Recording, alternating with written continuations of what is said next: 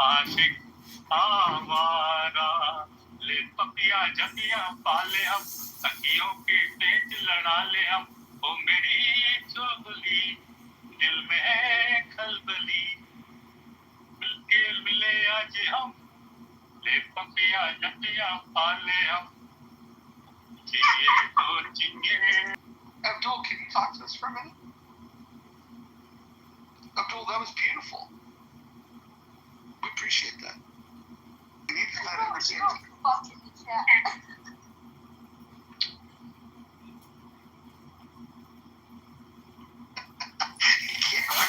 You can't just write fuck in the chat. We'll bring him. You gotta bring him back up for that. Jesus Christ.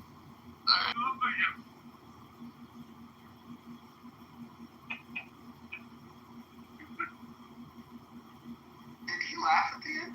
No. Oh wow.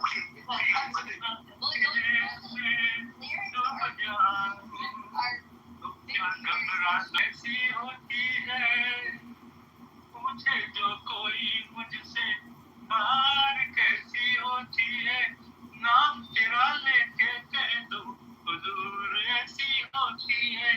मुझे जो कोई मुझसे और रंग भर से भीगे चुनर वाली, रंग भर से लौंगा इलायची का,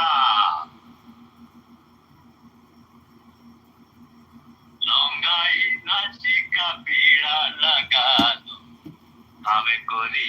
I've never heard him sing these ones before. He's like on the B sides. It's amazing. I never heard of that. एक पल मिलेगा तो हम बता देंगे, मौका मिलेगा तो हम बता देंगे। साथी बनाने से पहले मेरी जान मुझको बहुत सोचना है। And you just listen. If you decide you want to sing a song and we're talking, just jump in. Yeah, all right, I'll shut up. बोलो टिंगू चढ़ाना इस कन्या को, हाथ न लगाना रे, हाथ न लगाना। देखा एक मैंने तुमसे पहले, ढूंढा एक मैंने तुमसे पहले, पर ले रही है वो नाम मेरा, छोड़ो जी है वो इनाम मेरा, इनाम मेरा। लंबू जी बोलो टिक्कू जी। That was incredible. This man's got pipes.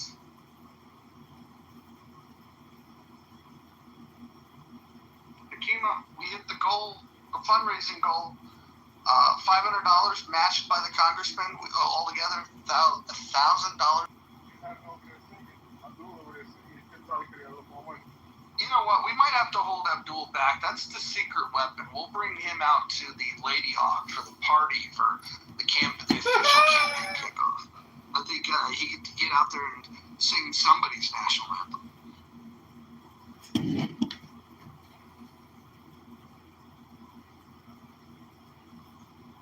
Yes. Laughing. That was unprecedented. And then, as Ann pointed out, he even wrote the word fuck in the chat.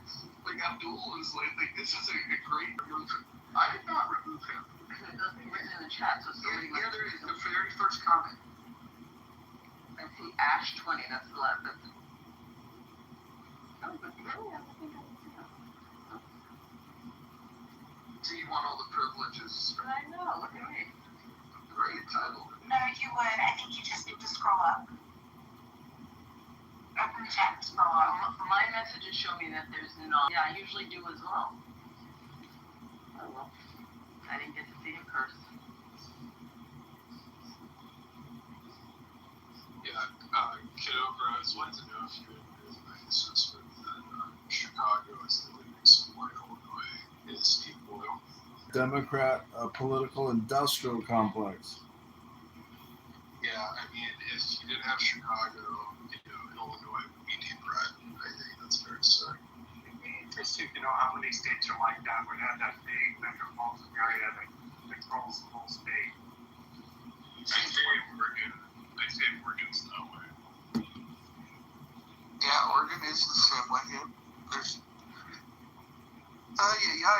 Well, anyways, I think that was a smashing success. I think it's showing the power of this app. You think about what this app produced today: a submarine commander, and then we did a fundraiser.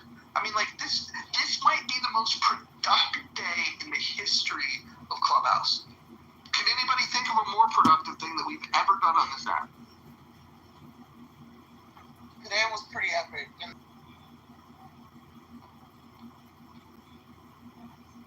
Joe, are you aware that you're muted? Oh, I guess he wasn't. See if El Normo will come up here. We'll give El Normo the account. El Normo, how much do you think we raised for the... Very well done. Yeah. And by the way, this is just the beginning. This is day one. Wasting a single moment.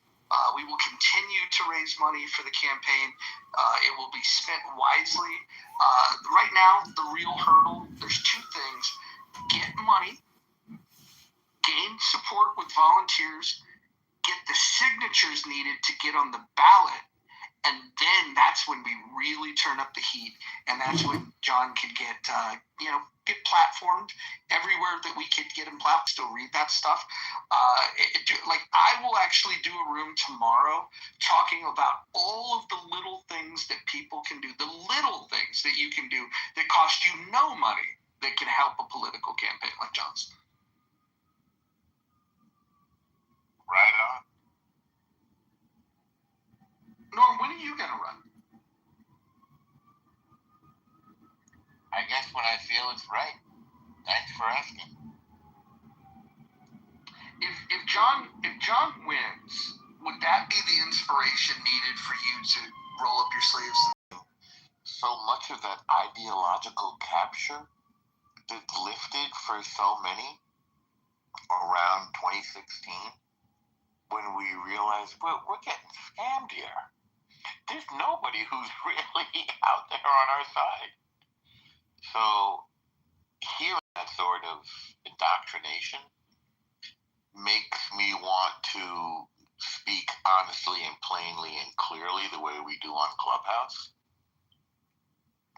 And very few people are doing it. Very few people are willing to be honest.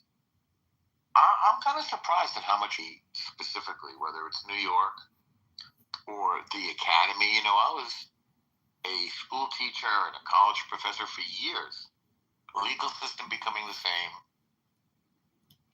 Political system the same. Media the same. Everything is being affected, I think, by social media. And each book is about 700 pages.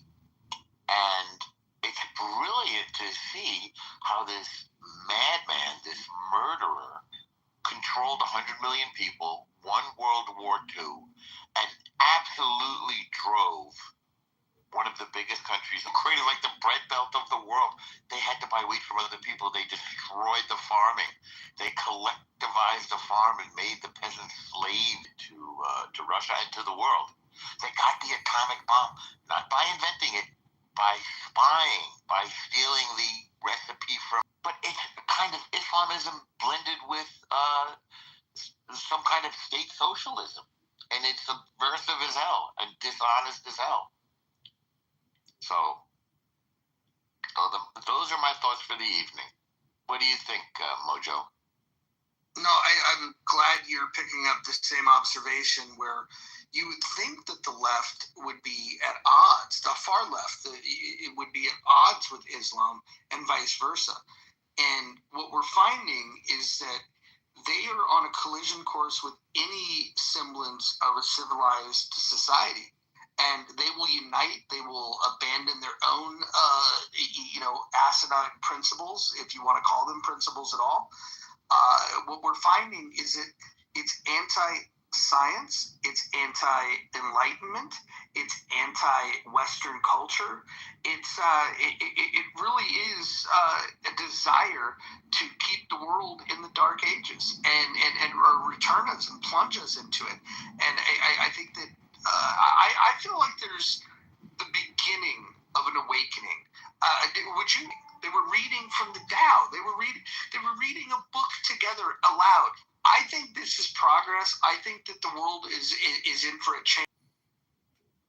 I agree with you, and that is a positive thing. And Congressman Kitover has done some reading with me on the app, and it's actually been a beautiful experience. So I know what you're talking about. Yeah, we're dedicated to reading an hour. Islamism. I'm talking about aggressive jihad. I'm talking about totalitarianism. You're talking about political Islam. You're talking about the pedophile death cult. I'm not even mentioning those words. I'm just saying Muslim Brotherhood, jihadism. Just to make that clear.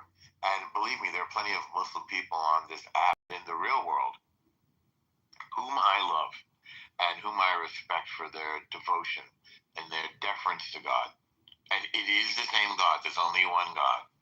Whether Christian, Jewish, or Muslim, it's one guy in my, not a man, but one entity. I don't have any dispute about that. But I am concerned about the blend of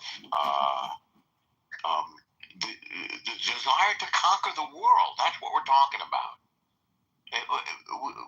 We had Hitler try to conquer the world. We had Stalin try to conquer the world. We have Iran trying to conquer the world. We have the Muslim Brotherhood. Those are when it was getting the spit kicked out of them by Israel. Wasn't that interesting to you? That they supposedly had a strategic partner, but then that they immediately sold them out.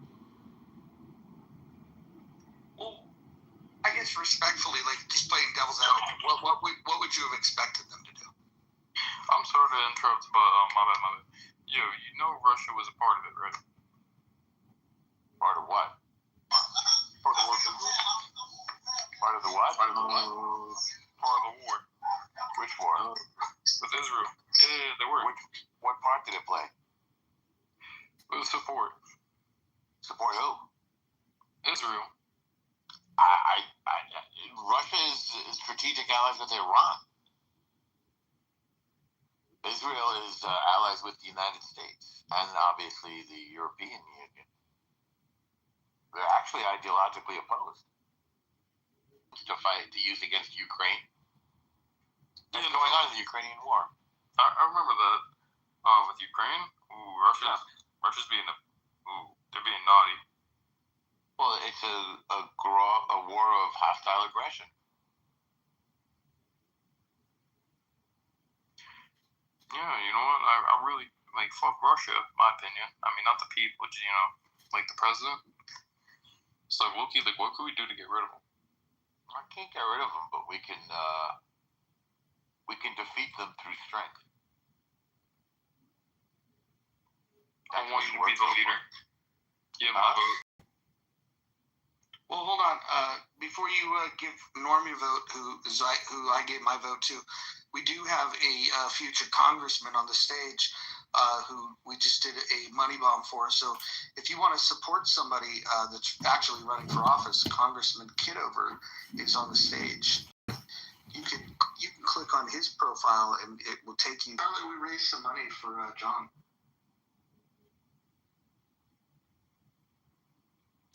We raised $500.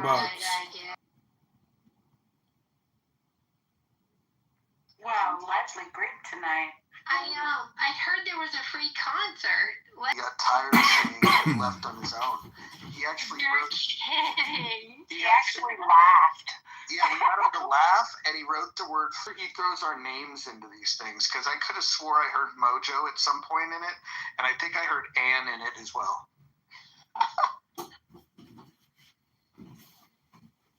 I have no idea what he's saying, but that's hysterical. So he must have been singing for several minutes. Oh yeah, he had like all kinds of new songs. It was like he was deep into the B-side tracks. That's brilliant. So I'm learning though, like some trolls you give stage to and then they exhaust themselves and they leave. And then some trolls you ignore them and they leave. and some trolls you move down, and then they get bored because they're not invited. Important to note when it comes to the way that we engage with trolls is the congressman himself started out as a troll. He started out as a troll, and now he's everybody's favorite person on Clubhouse.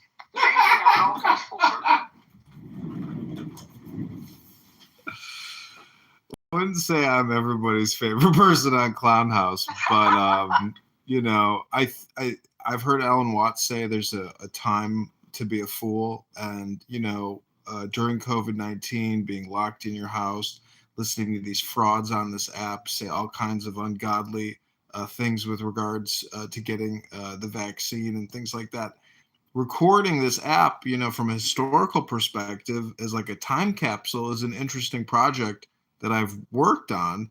And, you know, listening to bad ideas or misinformation or fake news or propaganda or lies, you know, has been an interesting experience. And so, yeah, I mean, thank you, Mojo, for organizing today for me and basically, you know, getting me to take action. So God bless you and God bless everybody in this room.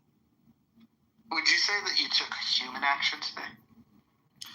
I did, and it was all because you created the room. You created the stimulus for me to go in my other office, to log into the Antidote site, to log into John for Congress on Wix and start updating and creating and posting and sharing. And so, you know, it was the environment which necessitated and demanded my action. You realize that your competitors are going to look at your reporting and they're going to see that you're raising money and it's going to scare the hell out of them.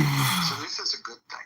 The more you can raise, the faster that you can raise a decent amount of money, the more freaked out they're going to get. And the more freaked out that they're going to get, the more free publicity you're going to get. Because they're going to, at some point, they're going to spend money acknowledging you. They'll try to spend money to bury you and ignore you. Once they can't ignore you, they will spend money trying to smear you. And I think for your type of campaign, that's exactly what you want, is for them to try to smear you. I agree. There's no bad publicity when you have absolutely no publicity. And, you know, my criminal record is clean. My work record, my political activities. You have a clean criminal record or you have no criminal record? I have no criminal record. Yeah, careful with the phrasing, though, there, John. I'm just saying that, like, they could attack me on content that I have created on the YouTube, you know, and Instagram and other places. But a lot of this is listening. You know, a lot of the work that I have done is recording and listening to conversations. And it's one giant content, you know, upload that has taken me 5 years to do. So there's a lot of me in the ether. And if you attack that much content on one specific piece, I mean, it kind of hopefully has like a domino effect where, okay, you know, I need attention by the voters, you know, but we also need attention in the city of Chicago and in the state of Illinois and as a nation. So I feel like my big artwork project, hopefully it'll get noticed as a result of these political activities as well.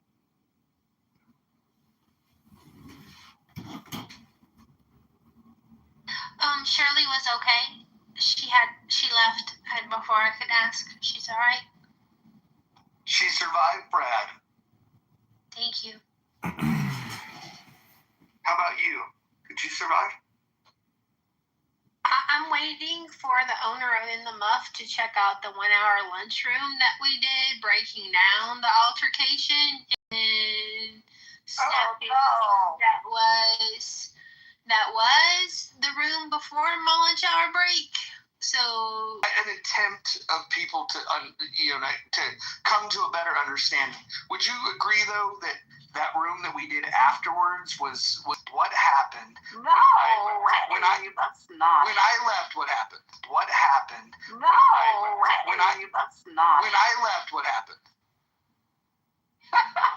Hakima said you left while it was happening, and he has some questions about your courage. Listen, Mom, the tattle. I told people I had to leave. What are you talking about? I tell you what happened when you left. After he attacked Shirley, he looked around and was like, who's next? And every female on the stage, and you're this, you're Kristen, you're this. Then once they got the retaliation back, then he went further and further and further. He just attacked every female on the stage, like brutally attacked them. Called Christian a bitch like 12 times. And like it was pretty bad. He attacked every woman. He said some horrible shit about Jane, like horrible shit about Anne, horrible shit about Monica, Kristen. Well, that just meant it was Tuesday, though, Hakima. Okay. Brad never says anything nice about me, and that's all right. I'm not a Yes, that's very nice. And that includes you. Thank you. So I actually liked our lunchroom. I thought we had some good discussions about the miscommunications that had happened and why I became a little bit of authoritarian moderator for a few minutes because people were not understanding the ramifications of having someone moderate the space who, as it's been known to do several times a day since the update, and having a moderator in there preventing me from getting back in and moderating the room. That was a huge problem for me. So, doing things like I can tell you. Raising money politically. Do you think that we're heading to a more mature type of clubhouse? I do. I'll go after serendipity. I do. I think we're making progress in the right direction. I like a lot of variety. And, you get the fun rooms where everybody kicks back and sometimes people crash out, and you get the more structured rooms and you get the, hey, let's do something different rooms. I like it all. So I can tell you one of the highlights of the day did involve Bradley when John Kitover convinced him to read portions of the Tao. Help me, John, with the Tao Te Ching. And I walk back into the house and I hear him reading that philosophy wisdom, preaching patience and tolerance, and I just like, all right, John, I owe you for that. And roasting everyone to reading that, and it was interesting because when he started reading it, he's got that strong, commanding voice, so it immediately woke me up. I was like, "Whoa!" I feel like the positive vibes started when I changed my PTR. I think this has been the game changer that's brought. I created something that it didn't have a good background. It had bad colors, and then there was some fan art that was created that I didn't particularly love. So then I iterated on top of that, and then fan art that iterated on top of that. There's about 7 different iterations that got to this photograph, but this is the final one. The final step was when Issa said that the head was too big and the body was too small. So now it feels like a real work day is because I am physically exhausted from being here on this app all day long. Congressman Kitover, are you ready for, if I were to reach out to Lou Fax, do you think we could go and present your case for, running? Yeah, no, I think Lou Fax's room would be interesting. The Lisa... Yeah, no, I think Lou Fax's room would be interesting. The Lisa 420 room probably wouldn't like it. Lou would be open to a clubhouse that's, gonna extend your reach. Yeah, I think Lisa's 420 room, since I do smoke cannabis, should be open to at least, giving me a couple minutes. But I don't know why it's not a me problem, it's a them problem. We could go to Chatter, and we could actually take this on tour. We could do one on X. We could do one on Chatter. We could do one on Fanbase. That would be different. That would be a whole different cohort. But I'm up for it. Yeah, I Are think you his X could be campaign big. manager now, Mojo? No, I like to think of myself as not a campaign employee, but a volunteer fundraising coordinator. Well, then how about X Spaces? Yeah, I absolutely. I'm gonna reach out to. I don't know if you guys know who Reasonable is. She actually, I like her a lot. She's very smart. I'll give you some background on her. She was like a big DeSantis fan. She's not a big Trump fan, so we're gonna probably have to maybe present a different PTR. But she helped Thomas Massey and Chip Roy tens of thousands of dollars. Now you had like rock star established people like Thomas Massey, but Chip Roy, Thomas Massey, she's done some big ones. If I advise me to do so, I can help impact this race and to make a difference. I think that kind of thing could really go viral. John, were there any people that donated tonight that surprised you that they donated to you? So we just. Oh, I'm sorry. I only noticed that he donated because he had it as his PTR, and so... No, that's fine. But we did like a roll call, and like not everybody's name is in alignment with their username, and so yeah. Anyways, you guys get the point. Oh, thank you for telling me that. Yep, didn't think about it. I was doxing people basically. But Jason Breska, JB anyways, definitely the biggest donor and the biggest surprise.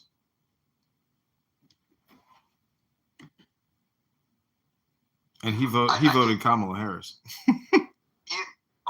Mike came through in the clutch though. We were about to shut the room and we were at 4:05, and we made a last ditch effort to say, man, we just need 95 more. And Mike came through with it. Mike from the Goo said, you know what? Done. And he gave a $95 donation. Nice. That was clutch. Yeah, thanks, Mike, for that. That came in at 9:41 p.m. Thank you so much. Is he in here? Because I was looking to see. He went to bed right after. He's got to work with some people and see if I can help get something organized on X. And if we could, Stephen would be a good start. Do something where we invite a cross section of people. I can get people like. Are you familiar with Maj Touré, John? No, I don't know him. Oh, you should look him up. He runs a group out of Philly called Black Guns Matter. And I could get Maj to show up, and if you talk about gun rights, he'll be all in it, and he could bring his supporters. I know I can get him to show up for something like that.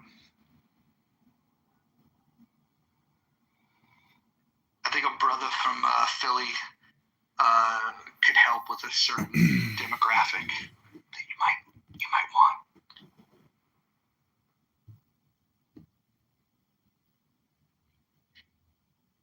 Yeah, we need to expand this, blow it up. Yeah, I think we're a really good team.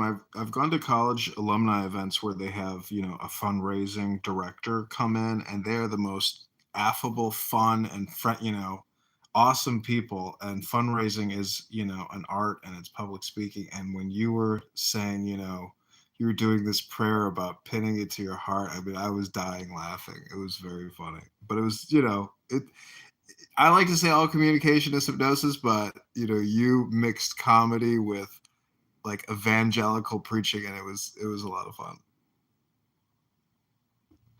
I used to go to church.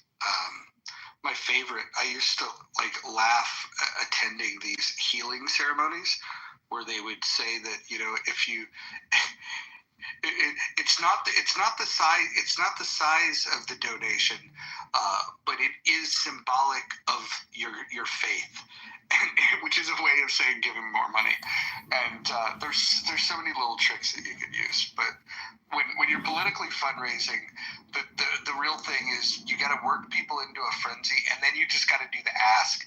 If you have if you were to do like an hour-long thing, it would be like 30 minutes of just talking about shit, and then just be like, okay, and then you just get everybody to like, now's the moment, let's give, and then go back into a conversation, and then you just kind of lull people into like, yeah, we're just kind of talking and shooting the shit, and then it's like, here's how you can help, because people want to reciprocate. They want that handshake. If you think about how the internet works, right? Like, you know, you send a packet, and then the packet's received. This is TCP. There's a handshake, right? This happens with human beings on the internet as well. When you say something that resonates with someone, they're looking for a way to give you feedback. This is why Gary Bumgarner's room is limited in the fact that feedback loop is retarded, because people that want to respond negative or positively to whatever's being said, they're not allowed to. And so I think that it's very important to give people clear instructions on how they can participate. And when you're doing fundraising, the very specific signal that they can do is on this cue to do it that matters. Like, maybe we could ask people to put in notes their username, and then that way I don't know what Marshall's schedule is like, but I think it legitimately would be a good idea to get Marshall, get Bader, myself on a plane, everybody else is as well, but like get people that have done things politically to get there, and just and like I'm talking like midweek with a schedule of like high value things that could get done over a couple days if you had people working together. And what you would want to do with that time is you would want to talk to the kingmakers in your community. You would also want to make sure that you're using that time to motivate volunteers and making them believe that they can be a part of something special. People want to volunteer to do shit. They really do. They're looking for things, but they also want to make sure that what they're doing is going to be worthwhile. And the way that you do it in a campaign like this, instead of promising them, the worst thing you could do is say, I'm going to win, and all these things are going to change. To the volunteers, you want to be as realistic with them as possible by setting mini goals that can actually get achieved. And if you tell them that, hey, the first thing we have to do is get on the ballot, and then you tell them exactly what has to happen to get on the ballot. This is how many signatures are needed. So this is how many signatures per day. This is how many signatures per hour. And you break it down into little micro measurements of success. And people, when they start doing it, they feel like they're winning, and in many ways they are. And then that way, if you were to get on the ballot, and you can remind them, you remember how hard we worked, we set a goal, and we were going to get on the ballot. Then the next time you come around, you've got experience and you've got a bigger network, and you want to do something else. They don't come back to you and go, well, I tried to help and we didn't win. You remind them, no, the goals that we did set, we accomplished. Now we're going to set loftier goals, and we're going to have the same energy, and we're going to hit those goals this time. It's just a process, but you have to make people feel like what they've done was successful. So in this campaign, as far as I'm concerned, the success measurement for me is if you can get on that fucking ballot, and if you can then get any traction. That means, if you got on a debate stage, that would be glorious. But even just like, people writing letters to the newspaper, and just any little bit like that you can blow up and amplify, because then you can use it next time, and you don't start from ground zero where you have zero volunteers. Next time around, what will happen is when you say, hey, I'm thinking about doing a thing, you'll have somebody that says, I'm going to be your campaign manager. Somebody will say, I want to be your treasurer. I'll be your volunteer coordinator. And all of a sudden, you've got like a group of people. Imagine if day one you started with 10 people. It would feel like you had 1,000 people in comparison to being all alone right now.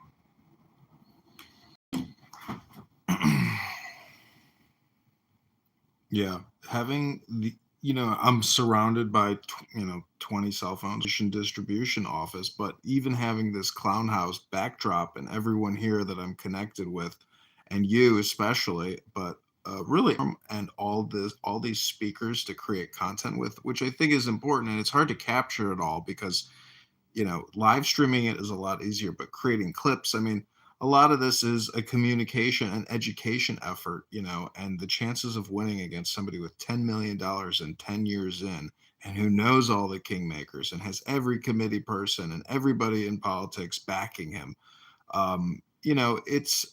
Is that the? I like it. I like it. I like it. I like it. Do you guys remember the chaos room from earlier today? I think the ladies handled it really well when they decided to stay silent and just kind of ride out the wave of chaos. But that was a good move. In former iterations of Clubhouse, there would have been the need to respond. I just want to give a shout out to all my ladies. You guys did really well today to withstand the temptation of responding. I think you guys won today.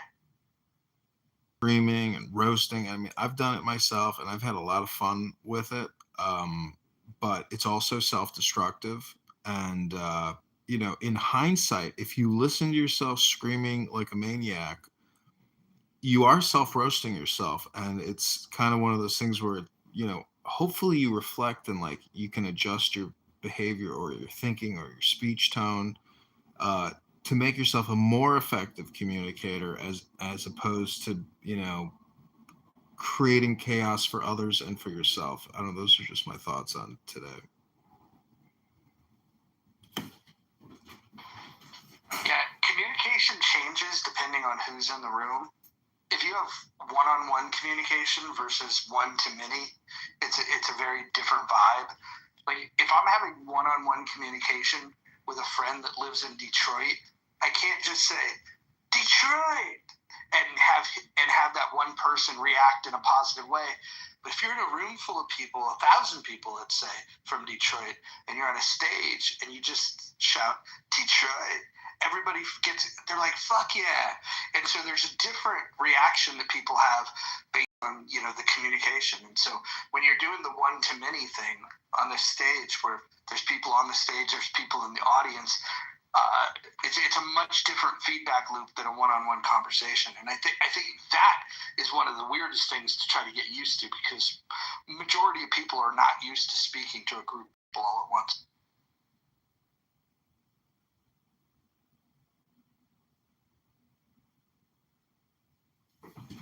Of having your thought interrupted and not getting that dopamine response, and people test you by the interruptions and how obnoxious they can be. I mean, this app really is like an anger simulator. I walked out of a giant IRS facility one time where they take your annual confession and stick it in an underground vault or cave in Kansas City. And we walked out of this very contentious meeting with the territory manager, who went off the rails and screamed at everybody with such incredible hate and anger, but he was responsible for the whole meeting. So everybody was just extra pissed because he was blaming it on everybody else but himself, and he was the sole leader and responsible for organizing this event.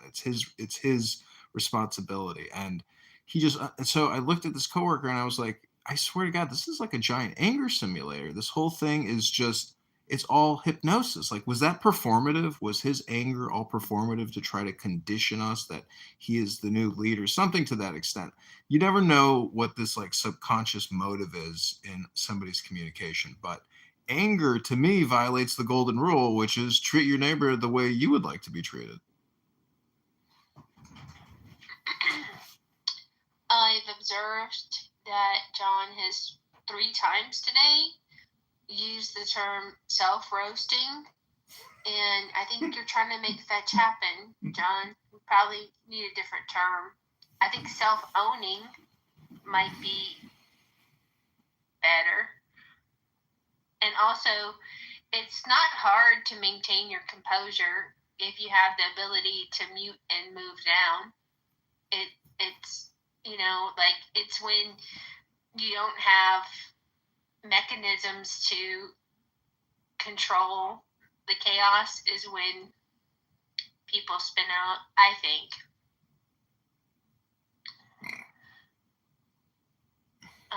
But yeah, thank you for the compliment.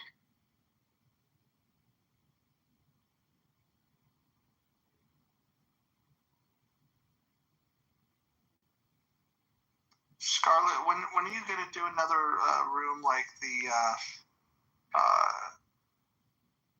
game theory room or something with the recordings all that we could rally around? I like those rooms. Well, I really appreciated Jordan Peterson's breakdown of Snow White, and I told Francie that I would probably like to do it again with a different audience. I don't know if it would be appropriate for In the Muff, but the fairy tale and the toxic women that need to be told about how toxic they are, I think would be cool. Little Peter in the Muff work. That was super funny today, Brad, thinking that his negative opinion of Peterson would bother me. He tried so hard.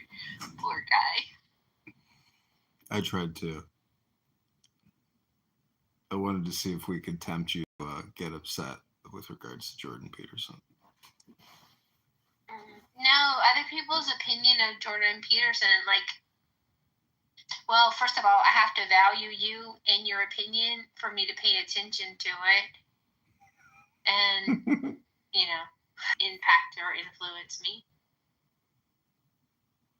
Yeah, one of the more interesting dynamics of this app is when I'm in a room that you're gonna have multiple groups of people that you interact with, and they might not like each other at all.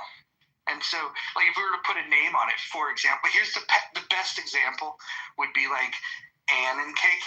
Now, those names sometimes when I say that I like either of them, there's people that want to try to convince me of why one of them is terrible. And super friendly with some people on this app. And I don't know, I've changed a little bit the way that I navigate on the app, and so have other people. And if you can pay attention to the people that have changed, and you pay attention about how you've changed, it's totally possible to engage. I'm going to have to listen to some of my replays from 2023 and 24 and see if I've changed as much as some people think I have, or if they've actually started listening better. It'd be interesting to see. I think there's you navigate this app differently now than you did before, for sure. Something to think about. And I'm also going to do a search for white people in the hallway right now.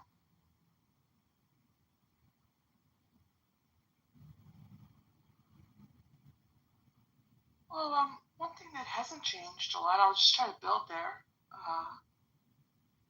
is Brad. I hope you can go back, Mojo, and all the mods, and John, please don't try again to say you don't have it on tape, but one of the members was quite belligerent today, so I just thought I would let you know. Yeah, we addressed that. We addressed that, and there was. Was it? Aren't I acting different? I just also wanted to see if I could play a role of being a better communicator. So. It's so funny because you and I have had one of the weird. I don't want to even call it a relationship, but interactions on this app where we can have pleasant conversations, and then I don't know. Because we talk to people that we have mutual friends. The friends in common thing. Yes, the friends in common thing leads to things like, hearing things that people say, and then it's like, oh, well, there's a lot of different adjectives that I've heard, but then I can't remember direct conversations between you and I that have ever really been bad. I mean, maybe. It's I don't want to hijack your room, but I think it's exactly what you said. But do you think the same thing you said to Scarlett? Maybe you seem different lately. Maybe I do. Maybe that's just how it's going. But Yeah, what no, I think the main things were not directly between you and I, but more like in your space. Why did Greg Siddell? Blah blah blah. So I won't revisit the detail, but it was. And then our poor friend Royfield would just, burden himself with this litigating that he was doing, or what would you call that? Like conflict resolution guy. So it's a new day in America. Let's just see how things go. Do you think that since the election, that the way that Democrats and Republicans talk to each other has changed? Yeah, and I think that the way Democrats talk to each other has changed too. If I were a Democrat, my mantra would be like the thing that I would just try to get across is that if there was more of a sense of humor about things and letting things like roll off, rather than the finger pointing, like I feel like the biggest change between when I was a kid looking at Republicans trying to figure out what my politics were, I was so turned off by Republicans early in my life because they were the ones that would wag their finger and and tell you what you shouldn't do, what you couldn't do, that you're terrible if you do it. And then it appears that now, it's not that the Republicans stopped doing it, it's just the Democrats are now doing it, and they're probably doing it more nasty than I ever saw the Republicans do it. And so now you have two groups of people that wag their fingers at people, and they both think they're right, and there's no, I don't know, there's no like room for people to coexist, and that's where the division comes from, is that if you think you're so right, and that it's not just that the person you see the world differently from is wrong, it's that they're not just thinking differently, they're bad people. And then we over exaggerate it, for the left they're communists, for the right they're fascists, and Democrat into a communist. There's not a lot of room for us to have a conversation that's going to be productive. Hey, so I don't know if this maybe brings a little hope. Maybe it's anecdotal, but I'm at a Georgia elections conference right now, and I will say, I just learned that I live in the most conservative district east of the Mississippi. I did not know that, but I do. So I kind of live in a bubble of conservatives, I guess. And so I do feel like I'm kind of out of the, I don't know, maybe I'm not up to date on like how we interact with each other, right? Because I'm like in this conservative bubble. But I'm at this event, and I would say it's mostly Democrats, even though it's a bipartisan group, because anyway, the makeup of the board members at the elections, etc. But most of the poll workers, I think, and the elections employees seem to be Democrat. That's the vibe I'm getting at this conference. But I will tell you, we are having a great time. Everyone's having a blast together. There's a lot of joking about elections, obviously in Georgia, often at the Republican expense, like kind of the conspiratorial, like a lot of jokes around that. But everyone's like, I don't know, it's been a great event. I'm hoping this is like indicative of maybe a positive trend and how we're all getting along, because I've been having an absolute blast. Everyone's getting along so great. So anyway, hopefully that gives a little hope for how we are interacting with each other.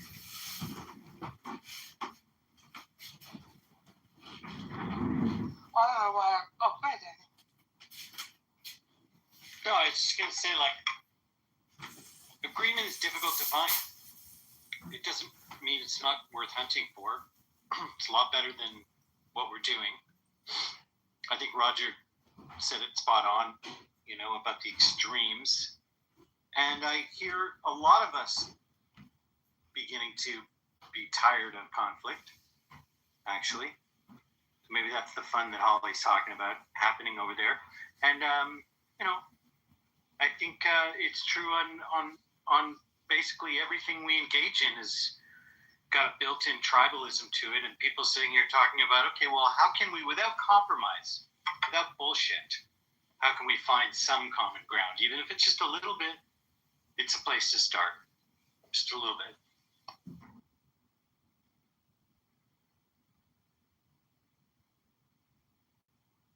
Like, I'm not like hiding that I'm a Republican, right? Like, I have a girlfriend, she lives in St. Pete, and she's always like making these comments like, don't tell them you're at a conservative event. Don't tell them this. Like, what are you talking about? Like, I'm not hiding.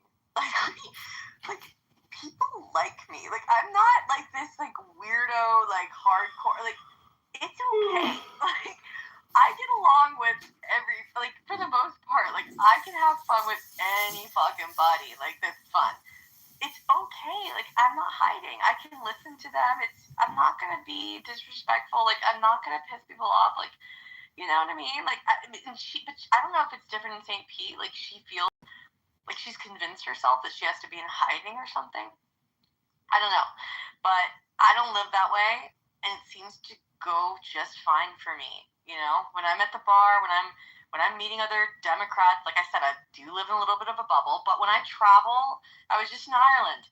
Ireland's not a big fan of Trump, but I had plenty of conversations. They were all very respectful. I listened to them. They listened to me. Like, it's fine. You know, people ask me a lot. That was like the number one question I got. Do you like Trump? It was actually pretty fun. My grandmother was with me, and she's like got Trump derangement syndrome. She fucking hates him. And I was like, don't fucking ask us this, because, you know, it's like a touchy subject. But anyway, that was like the number one question. But it's fine. Like, you know, I don't know. Like, everyone, we can find common ground no matter what. Like, just everyone's got, I don't know. Maybe this is a good thing. Maybe I'm just. All right, let's try to find it. Let's bring up a topic and see if we can find common ground. I want to put this to the test. All right, what's a topic that you feel that there's some daylight typically between you and those that oppose you? What's a topic that's near and dear to your heart? I mean, I would say a couple things. One is anti-wokeness. I think even the Dems are kind of over that, right? And then the other thing is school choice. I feel like that's something I can, when I talk to them about school choice, they don't, like, it's not being sold properly. And when I talk to them about that, they're kind of open to it. But those are the two come to mind. All right. So how would we, with someone that's anti-woke and somebody that's woke, how would we bring those two things together and try to find common ground on the things that these two camps disagree on? How do we even begin that process? I mean, go ahead, Daniel. No, go ahead, Holly. Well, one thing I've noticed that when I talk to Democrats about the anti-woke stuff, they like to laugh too. And I think, like, I was at karaoke last night, and there were some white kids singing a rap song, and they didn't say the, you know, N-word with the A at the end. And it was kind of this, like, awkward moment. Like, they made a big deal about it. Oh, like, and I turned to the black guy next to me, like, we were hanging out. And I'm like, what the fuck, dude? Like, he and I were from the same, you know, era. We're like, this is like some young kid shit. Like, why are they being all weird about it? Like, you chose to sing the rap song. Like, nobody fucking cares. Like, I don't know. It's just, that's stuff I feel like there's some common ground. It's like, it went a little too far.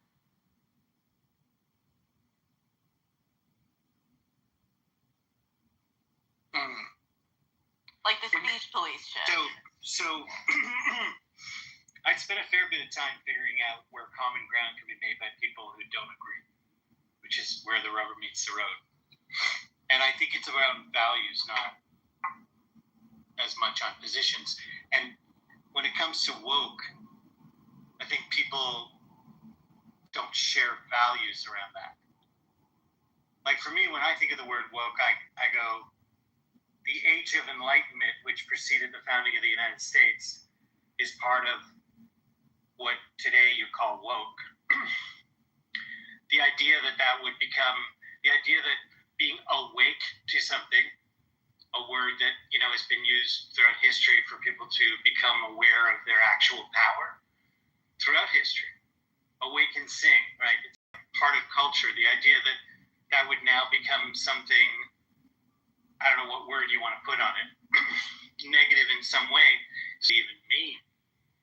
Like I've done this experiment. I've had a Trump supporter and a never Trumper come into a room and admit to each other openly that they're American before they argue on whatever issues we get them to talk about. And another one where obviously I feel like we do. We do. That's a value for sure. Yeah. Most people so have that. Part of what I think, and what I'm trying to get at, I'm sorry, I've had a long night. Few drinks in. But what I'm thinking is part of the wokeness that I'm talking about is the sort of over policing, like these young people, like hyper sensitive to the speech thing. Yeah. You know? Key issue. And knowing what we call it really matters, because I don't really think we want people not to be awake. We do.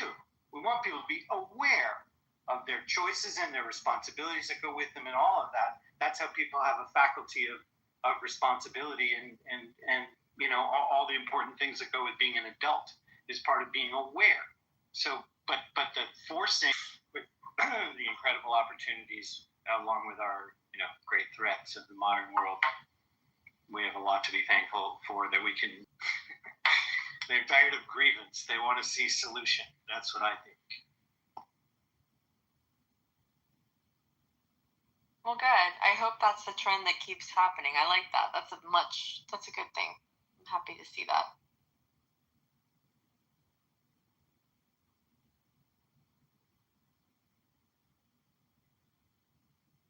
Funny thing about common ground, everybody can find common ground with.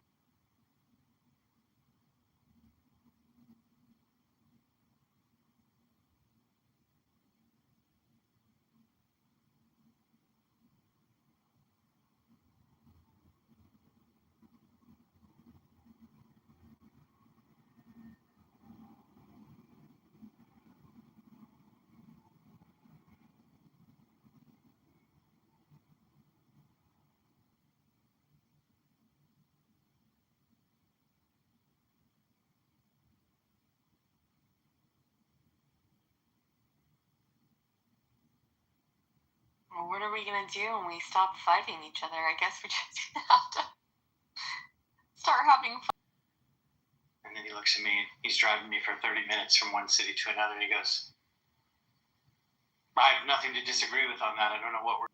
Issue for me, it's like I may disagree with my, the Democrats typically want more money for the public sector when it comes to the schools. And I may want just my tax dollars reallocated so that everybody has the ability to choose, more alternative methods of education. But at a bare minimum, we can agree that the current structure of our public school system is not ideal. Like the way that we fund it, the fact that the schools are just too fucking big. I mean, that's one of my biggest complaints is I just think they're too big. I mean, if public school systems were a bunch of little micro schools all scattered throughout the county or what have you, like I would be more a proponent for public school systems. Like I just don't like the model. And like at the bare minimum, like we can kind of agree that like the model kind of is not ideal, Like how do we fix that? That's the next step of the equation. They're considered change agents, let's say. And they say if you ask the wrong question, you solve the wrong problem. I think that's true of policy. Can solve a problem that doesn't really need solving. You know what I mean? So I think our coalitions, like I'm not passionate about school choice as you are, let's say. But your capability of getting real policy to happen comes about by you having people making agreement with you. They don't all have to be in power, too, to be powerful. You just need to make agreement somehow. It starts off being pretty good if you're willing to find common ground with Democrats, too. Totally. And I mean, yeah, whenever I talk to them about this, it's not controversial when you start with like do you agree the current model is not really working? Like, it's not an ideal model. And they, by and large, agree with that. Like, they're not, you know what I mean? Like, nobody's in love with the way that our public school system is, you know? But Holly, let me ask you this, and I'd love to get Daniel's thought. One of the issues is the initial framing of a conversation where, you know, we can choose if we want to be antagonistic or if we want to open the door to like asking a question with genuine curiosity where we are trying to figure out like, hey, what would be the best way to have well, can we agree that education is important? Okay, yes. What would be the best way to educate a society? If you did that, you get a better conversation. But oftentimes, what I hear is somebody will set the tone that their position is correct and that people that believe something different are not just disagreeing, but that they're bad and that they have bad intentions. Like, for example, if using the school choice thing, now, again, this is how I hear it because I support school choice. So surprise, surprise, I see the opposition is the one that have framed this incorrectly. But this is how I hear it. They say, well, of course you're for school choice. You don't. They make some sort of character assassination about you don't care about such and such group in such and such community, and then it's like, okay, well now you've assassinated my character, and do I first reestablish that my character is not what you described, or do I blow past that, allow you to assassinate my character, and then try to make my point? It sets things off, and that's the thing that we need to learn how to move past is that if you think that my motivations are rooted in hatred, then why from hate? Then you can get an angry mob to agree with you if they just feel even just a pinch of the injustice that you're trying to suggest that I'm inflicting. And then you get an angry mob that won't listen. And then when people don't listen, then it's like, well, to hell with them. And then now you're going to get the nastiest version of the way that I represent my views because you have to establish some ground rules to even have the conversation. And I think both fringes frame these things in very terrible ways. So if you're asking a question there about what to do about that, which it kind of sounded at the beginning like that, you were. I'll point out that you're already instinctively doing what I would call attention to do more of, which is you're asking a question. I've seen you in attempting to deal with this. And that's key. You know, it gets back to that thing about which problem you're solving. It's sort of like a lot of conflict is people having two different conversations at the same time and thinking that they're having the same one. It's easier to see when it's two other people. But that's often what's going on. And so when you ask that question, you're able to put some gyroscope back on to what are we really talking about here? Because it isn't about you or me. It's about whatever we're talking about, right? There's a link there that I put of the core conversations of what we work with. And if you pull up that where I had that up, there's a thing for 4,000 years of philosophy, at least, that we know of called philia being philosophy from Greek times, philia sophia, and philia nikia. Okay, and so there's motivations for dialogue, the love of wisdom, Sophia, and the love of victory. And it might sound like we're putting down victory or all that attack stuff. You're saying there's actually a place for philia, nikia in certain kinds of activity of language. Like, it's not like good or bad. But if we're looking to solve things, it's not about victory. If we want to get past the grievance and into solution and all that, right? Which I think what we're kind of working out here and hungry for. And I think, like, at the end of the day, like, that's the question you ask somebody. Why are we having this conversation is what I heard you say in one way or another. And I think asking somebody what that is, so that we have clarity on that, has a potential for building a foundation of common ground, Roger. Okay, so let's try to do that. If you could frame something, I'd love for, and everyone can get involved in this. Holly for sure, and Dippity, NY. I'm gonna call you Innie because I need nicknames for people. Pockets. Let's talk about this. Let's just use the school choice thing because it came up, and we don't have to use a ton of imagination about this. How would you begin to frame that conversation in a way with somebody that has different views than you that you think is going to be productive? Can you begin to do that? Maybe we'll have that conversation here and see if we can do it productively, and then maybe happening, or where maybe we met a fork in the road and somebody chose to go down a less productive. Let's see if we can have that. You previewed exactly like that. It's kind of like a first agreement, next agreement. Oh, we skipped, go back to the last one. Because it's about basically like, if it's a conversation. If you had a magic wand, what would you do to make our education system better? Or actually, no, let me go back. Do you believe? I would have answered that. Do you believe that we are? Think about that. It would have moved something forward just in the right question being asked already. So that's sort of the direction. But Aaron wants to jump in, right? So, Aaron, you came up with this. No. Continue, right? I think this is great the way that Holly has put it, right?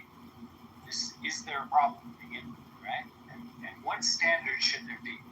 Do we want to ensure them, or is everybody up to themselves? These are questions. When the questions start to get asked, it's sort of the opposite of the fighting, by definition. It's a quest for something rather than to make you wrong or make me right.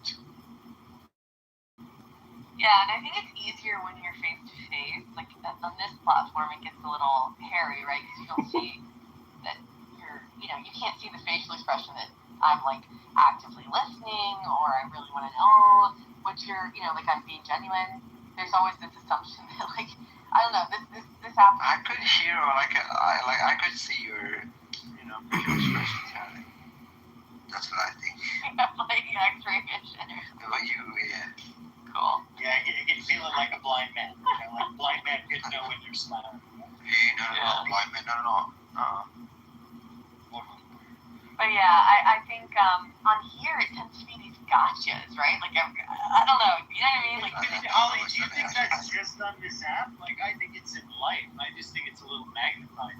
Okay, let me throw it out there. Like, again, try to stay up, Aaron, please. On the topic of school choice, if we were to start and I was to say, hey, I don't have it all figured out on how we can best improve the education to the national debt. Like, if I said that, would you say, oh, well, you're already limiting the conversation? Or because that's the scope of how I think of it, and I would be put off by solutions that add to the debt, right? And so my question is, am I asking too much in that exchange for saying that I want to talk about solutions to improving education, but I'm not hesitant, I'm against the idea of spending more money at the federal level? Am I asking too much? Not at all, because you're putting your cards on the table. You can't be asking too much when you're being transparent and clear. Let me finish here. When you're being clear about what your terms and conditions of agreement are. I would agree you should use education in any way that would increase the debt, but I just might not agree with you on how to achieve that result. Like, I personally think that education is an investment that will reduce the debt, in fact. But we could argue that. I think the key thing is to first start with the stuff we can agree on, and then go to the stuff that we don't as well, which is another way to go about it. Like A, do we think that society has a role to play? Is there? I mean, you could make an argument that there's no public education; it's all private. Somebody could make that. But at least if we agree that it's public, then we could go, okay, well, you say not the federal government, only state. So then we'd have a discussion about that, right? And then we start to make a stair step out of that, is where we can begin to find some common way of ensuring standards. That's the only reason why you would have community education of any kind, right? Just like clean water standards, right? We should have those. Don't you think, Roger? Even with a minimum of government, clean water, clean air, things like that. Yeah. No, Yes, sir. I think that we would want to have an environment that is not harming us. I think that's fair. Right, and then we probably want to have an education as some basic minimum standards, just like doctors, dentists have to meet some minimum care. Is that true for you, Holly? Yeah, I think that's fair. And with these education savings account type bills that are being proposed and some cases passed across the nation, there are standards. So if a school or even a homeschool, even if they're beholden to the standards that are within the bill. So there are standards even if we reallocate the funds. I think my best argument to this whole thing, because the biggest complaint that I hear, or the biggest deterrent I don't think it's being sold very well. From the Republicans when it comes to just down to brass tacks what the biggest complaint is from the left. What a bizarre world it would be, and then let's just think of it as a movie for right now. That someday it was commonplace.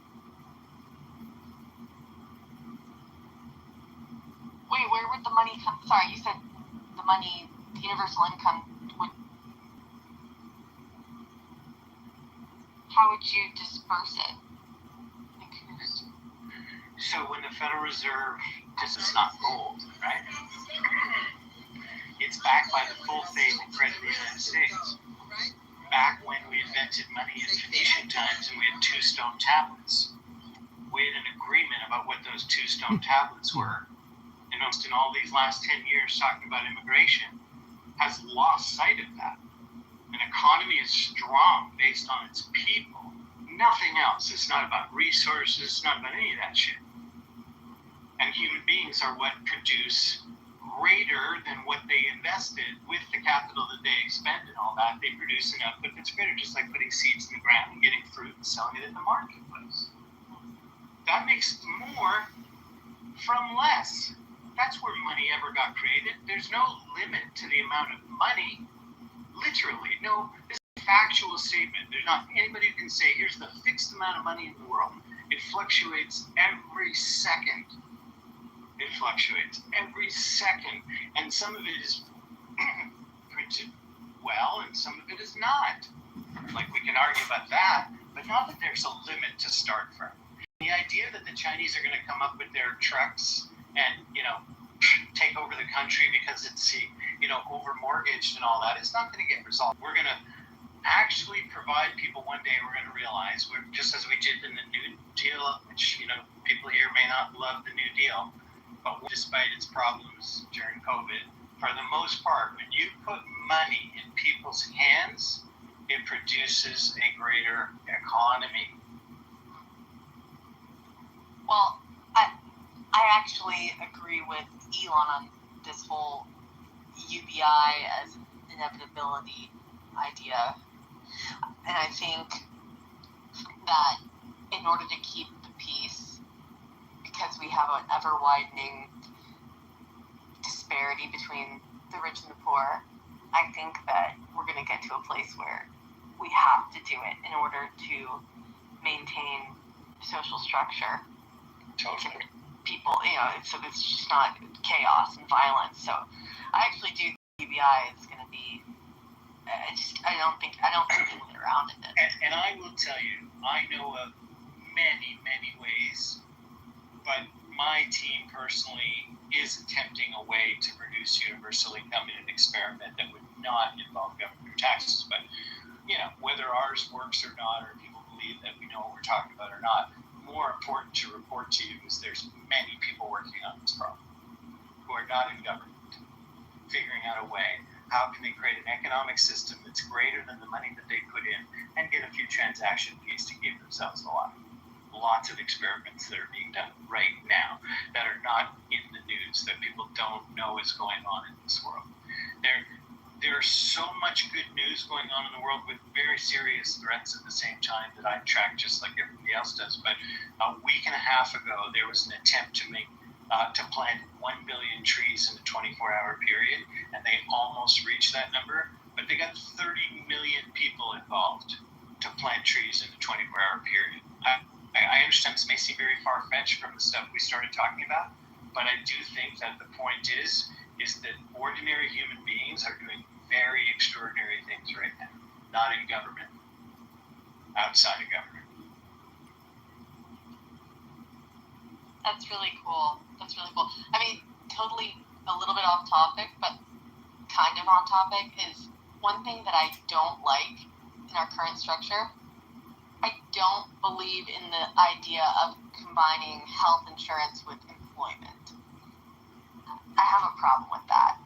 I mean, I just want to see people flourishing. I want to see a happy, healthy. There's something wrong going. I don't know. I want to see people more fulfilled. And I don't like that some people stay with jobs that they hate because of the benefits. I just think that's inherently fucked up. I don't like that. And I also don't like that benefits are a huge burden on small business owners. The benefits that they're able to offer are fucking abysmal. It's a scam at this point. They're basically strong-armed into having to do it, and it's just a huge burden on them. I don't like it. I don't like the way that the whole model is structured, personally. It's a very interesting topic, given the, I believe it was 60 Minutes a couple weeks ago, the big piece on egg freezing and the amount that companies are offering their employees to do that even earlier than their age of last freeze, if you will. I think you will. Oh, it's getting a little dicey out there.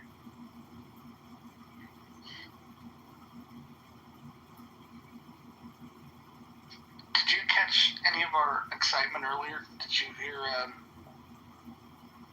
Brad today? Oh man, I'm not sure. I think I don't know. I kind of, his voice pops into my head every 25 minutes. It was who it was directed towards. Pretty much every woman on the stage, which started with the people that were experiencing the wrath were not having as much fun. And then I missed some of it, much of it actually, some of the highlights I missed. I probably would have intervened with the Shirley stuff just because, I don't know. But I don't think Brad gets upset sometimes. He spews his venom, and then he comes back down. In the room that was, calling out in the muff and saying how, Mojo's off track and whatever the whole thing was. What can you clarify what your position was about, where, I mean, I have everybody. Yeah, what do you mean? You're teamed up. Yeah, I have everybody modded here. Does that mean, me and Tommy are teamed up?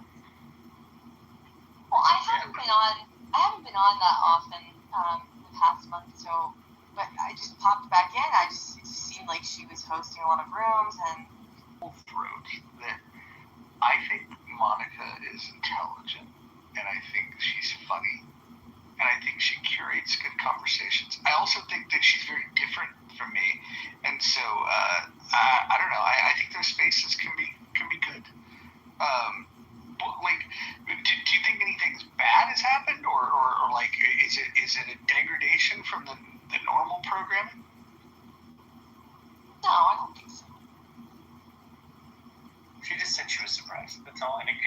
get surprised. You know, you see how it turns out. It's mix a couple of flavors together that wouldn't normally be. Let's see where it goes, kind of thing.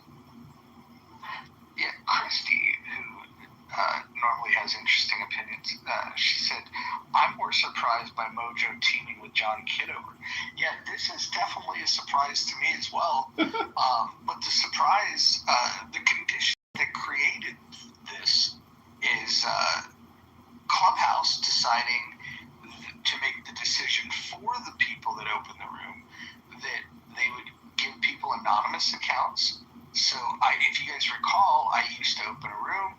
If somebody said, hey, that fucking guy is in the room, and then I would look and I'd be like, oh, okay, this must be him. Let me go ahead and remove that. And I did that because, you know, there was streaming a room at all. The app itself is recording the room.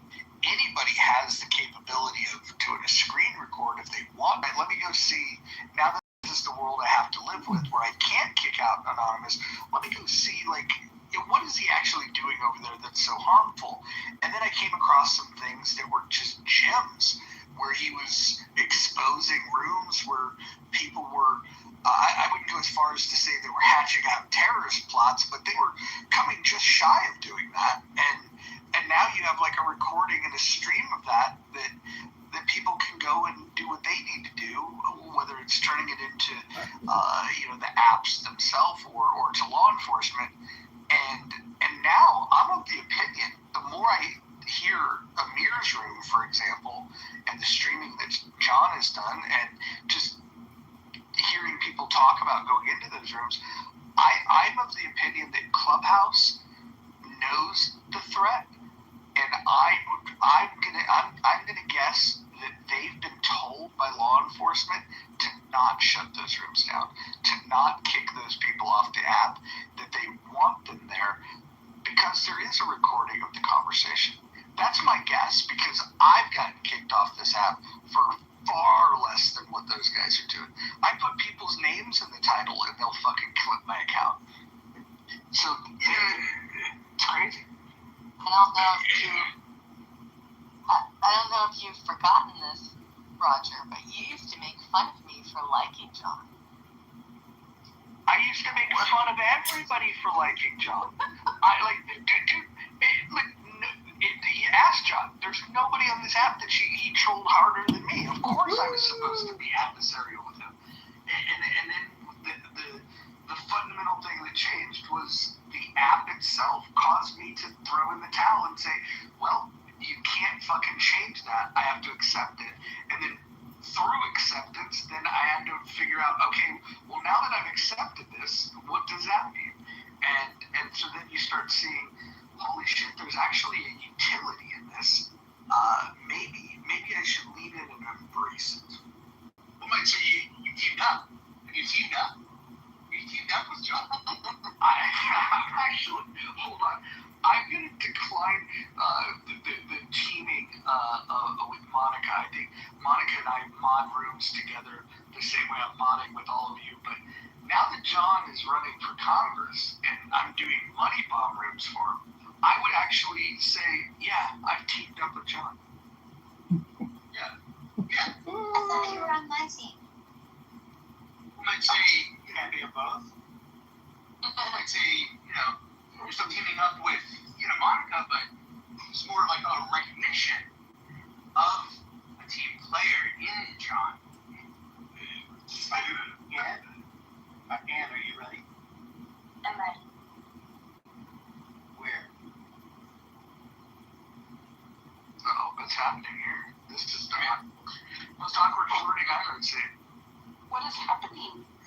Are you ready? She's definitely on my team. I said, are you running? I said, are you running? Sorry. No, she's not running. Okay. I don't have a team. I don't do teams. But listen, I don't know, serendipity. I don't know if you were being passive aggressive the other night in your text in the chat, but I'm not sure. Passive aggressive.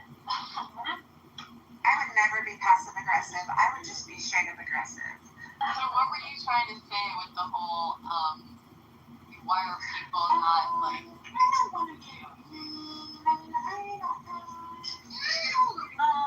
I'm just trying to understand. I really want to say something bitchy and petty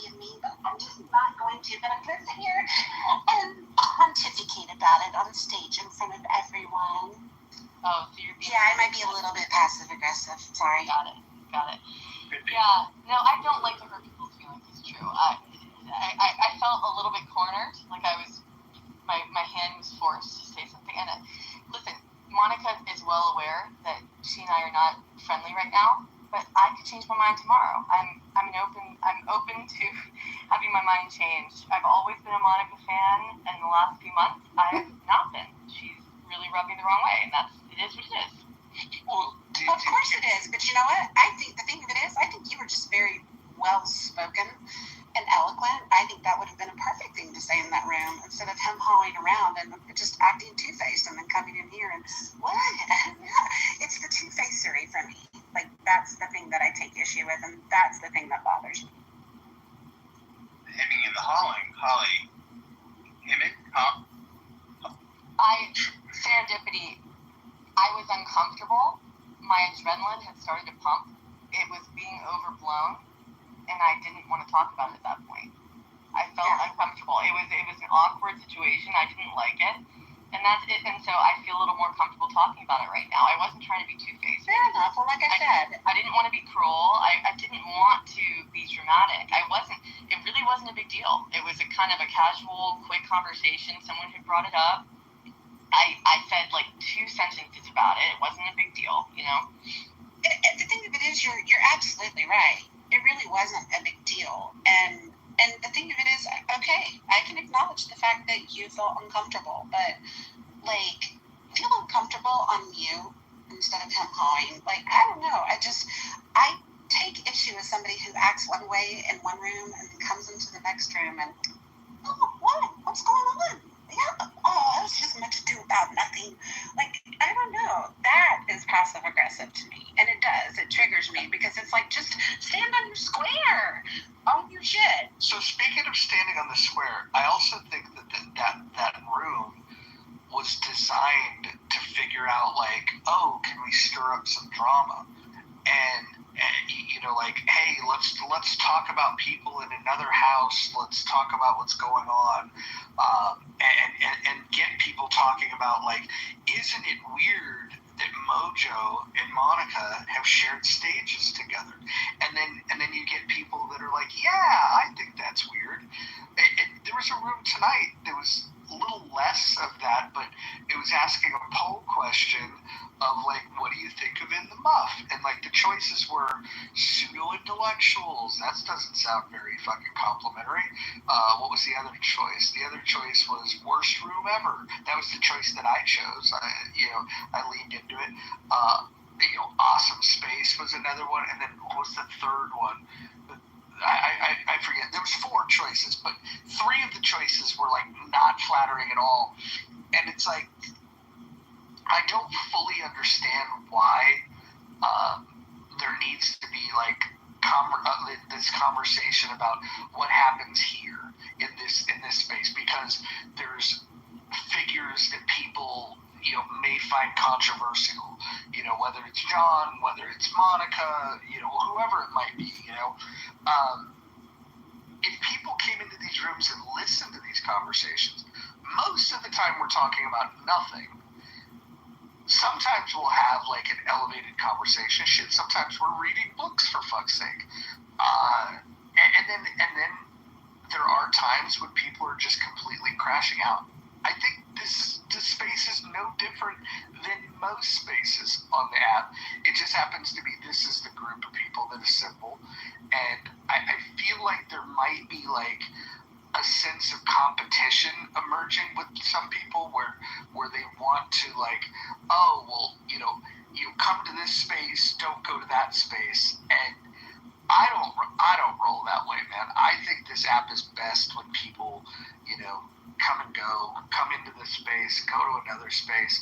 And the funny thing is, like, the space that's curating rooms to question, whether this room is toxic or not, is the space that I spend most of the time curating spaces in. So it's just fucking weird. When I got pinged in that room, I thought it was funny because I got pinged by the person that created the room, and then I come in and there's people that play along into this game of, like, yeah, it's so weird that Mojo and Monica can coexist, and it's like, I don't think it's weird at all. What's this game that like you seem to be like referring to and aware of, but not participating in, kind of observational, and it's insightful to like hear Brad go really hard in the paint, which I don't really understand exactly how you meant by that. That was like a aggressiveness, like a sexual like thing. I don't know, but there's new knowledge, it seems, from that observation, though you don't cultivate it. Sounds like it's not for you. But Tommy, here's what's happening, right? Here's the reality. Many of the people on this app have known each other for 4 years now, and we've gone through these different phases. And some of the phases are not like, not me at my best, not the other person at their best, and there's all these like overlaps, right? And like, I don't want to tell too many tales, but like, and you'd agree that there was a period of time when you and I didn't get along, right? Right. Correct. And I've told you that I took responsibility that was my fault, right? Yeah. And you would agree it was my fault, right? Yes. Yes. Okay. So 100% on board. But then when you have that conversation, then you open the door to be able to say, okay, we can now put that in the past. But it takes like owning up to like, yeah, I was a dick to him. I'll be honest. Like, I won't get into the details. That's all I'll say, and I'll just leave it there. But I was an asshole to her. And then when the time was appropriate, or when I felt enough time had gone by where I could own it, I was like, okay, that I treated you unfairly, and this, that, and the other thing, right? But there's a lot of these things that go on where there's people that I am friends with that have feuds with people that are on this stage, and some of the people in this room may not get along with each other. There's drama. It's the way I like to think about it is this is a big family with a bunch of retarded cousins, and my navigation through this is to recognize when I'm being the retarded cousin and being the person that's on the verge of not getting the invite to the family gathering, or when I'm enabling the behavior that causes people to get ostracized from the family party. But also, there's times when I operate on another level where I try to, let me try to bring these things together. And sometimes it has good results, sometimes it has very bad results. I won't bring up the very bad result, but there was one involving Anne and a particular person where I thought, if I just brought them together, maybe they can have the type of reconciliation that Anne and I had. But in order for that to happen, you have to have two people that are willing to do that, right? And so there's just a lot of fucking shit, and I think we can overcome some of it, and then some of it, the people involved are never going to get over it, and we just have to accept that. Do you think, just to be clear, did you say retarded cousin? Is that the term that you used? I'm okay with that. Did I say retarded cousin? I don't know. I'm just trying to clarify. We'll roll with retarded cousin. Yeah. Well, no, I just want to use the right terminology because I'm trying my best, but I'm only pulling a retarded cousin. But yeah, no, go with that one. We'll go with. Well, we'll say RC. We'll say RC to just make sure nobody gets offended. Okay, so all right. My question is, don't you? It doesn't sound like you're, because to me there's another side to this that I feel like you haven't really posed as an option because quite frankly, I feel like I really haven't gotten the chance to be the retarded cousin.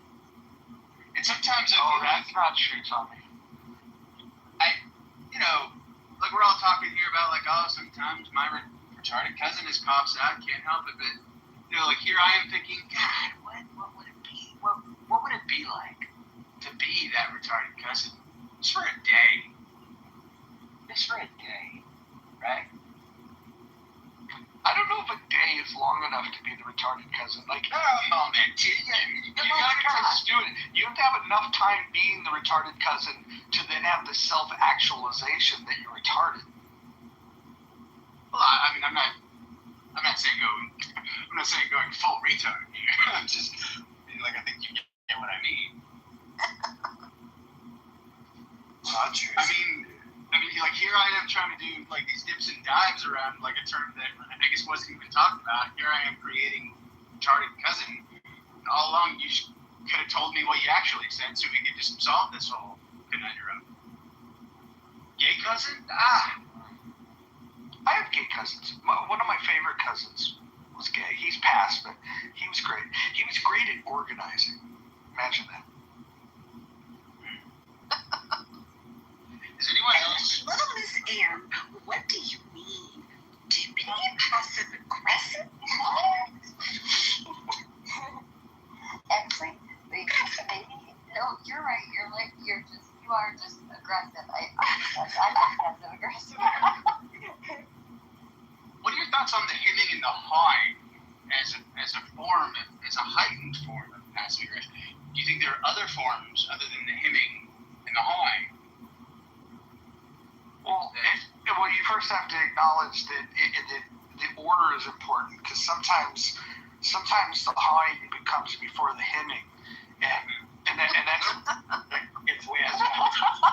Yeah. You get to ask, what about the hurrying? What about the hurrying and the hawing? Dude, that's the best negotiation tactic ever. All women's problems have some variation of him or men in them. Oh man, you know what was glorious about the roast room earlier was looking on the stage and just realizing like how much drama, how much I know about these people and how much they dislike each other, and like it's almost like watching Dynasty. If you watch it from like season 1 all the way through, there's so much to keep track of that you almost forget that some people were friends at one point, and you know, or a period of time where things weren't as polarized. But it was epic just how many sets of enemies were on the stage all at one time, and how well behaved some of them were. They were just sitting there quietly and just observing. Well, except for the obvious hemming and the hawing. Apparently was rousting about.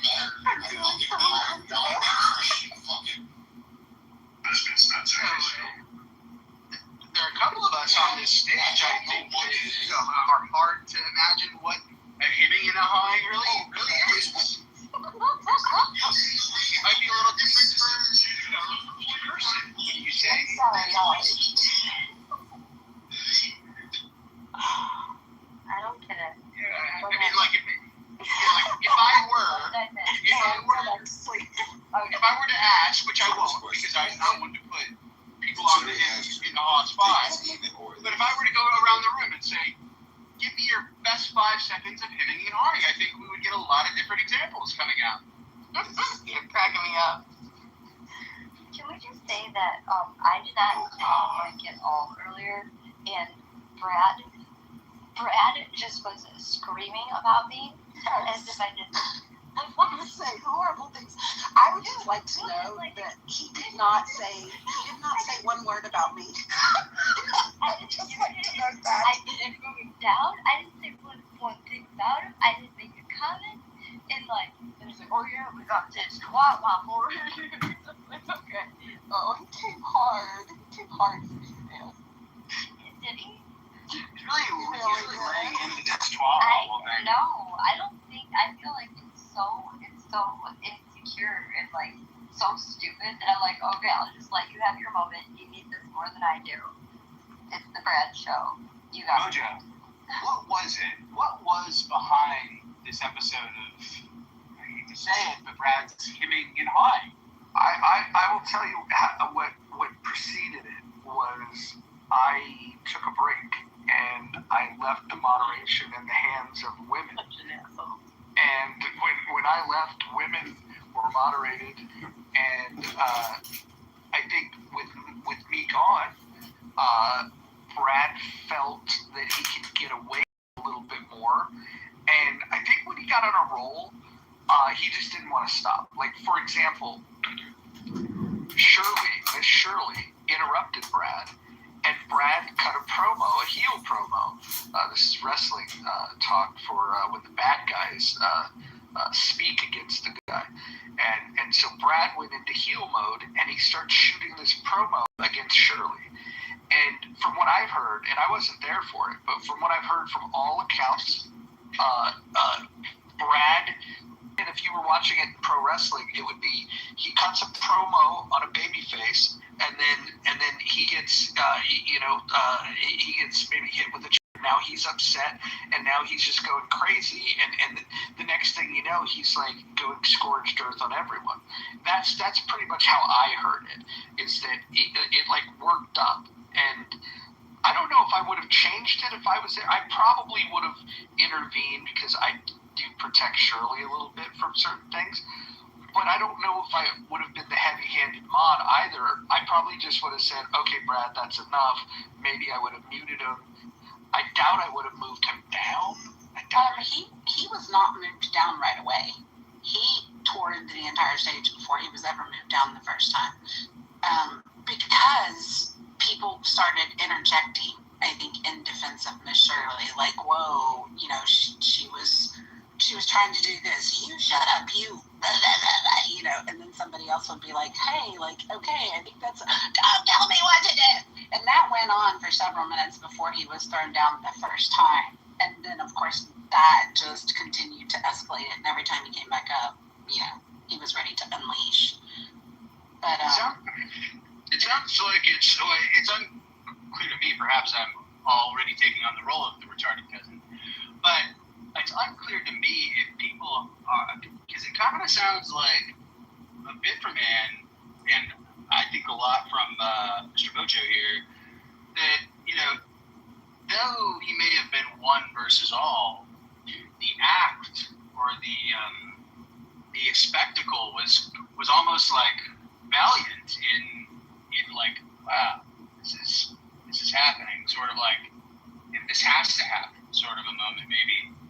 Because otherwise, I mean, he'd get tossed or something. But it sounds like there's kind of this, like, wow, this is kind of this majestic going down in a blaze of fireball, kamikaze sort of a thing going on here. Am I a retarded cousin on this?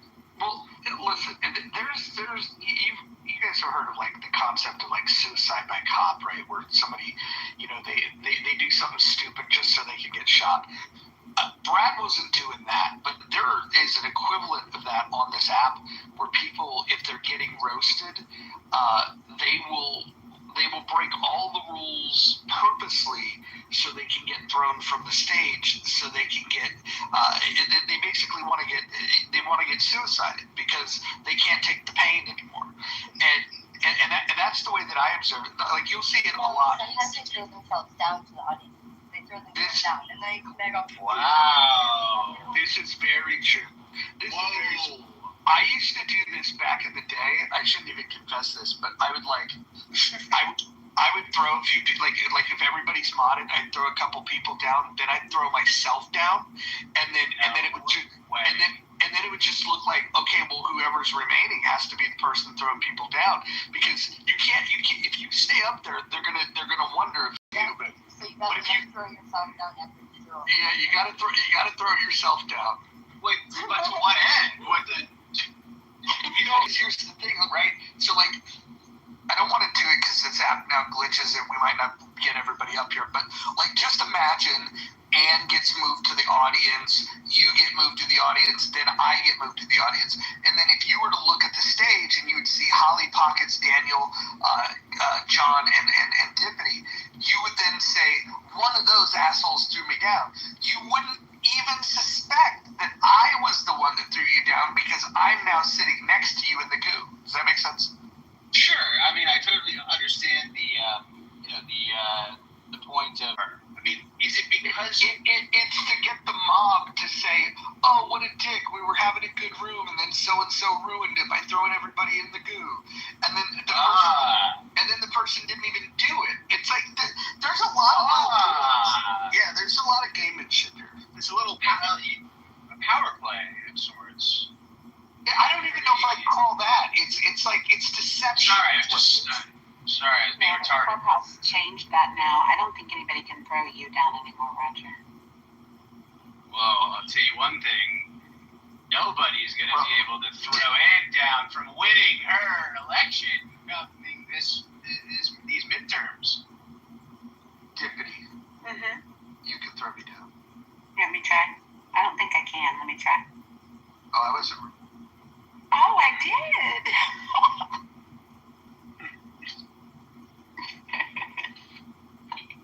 How did that? I thought that Clubhouse, maybe they. Yeah. He's still in here. He's on stage. Yeah. Back up. Are you coming on mic there? No, now I'm angry down, and then I throw myself down.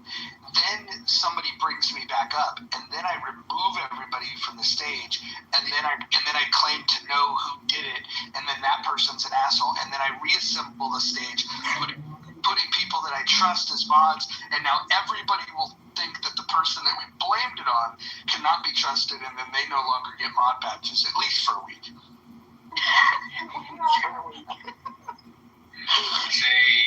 I would say that's pretty retarded, man. I've never personally done it, but I know when it's happening, and then I know exactly who did it. We'll talk shit, and then we'll close both of the rooms, and then we'll open one big room, and then we'll mod some people, and then we'll discuss what happened with the invasion rooms, and we would just totally create this invasion angle, and it was pretty good. One might say that's a true team up, a real team up, wouldn't you say? Yeah, this was like, I like to think of it, Darren's got it. It was Japanese wrestling does it all the time. Like, if All Japan and New Japan were hitting lulls, what they would do is they would say, hey, let's do an invasion angle. And so that's kind of what who's had. He was a troll. He is Kitover.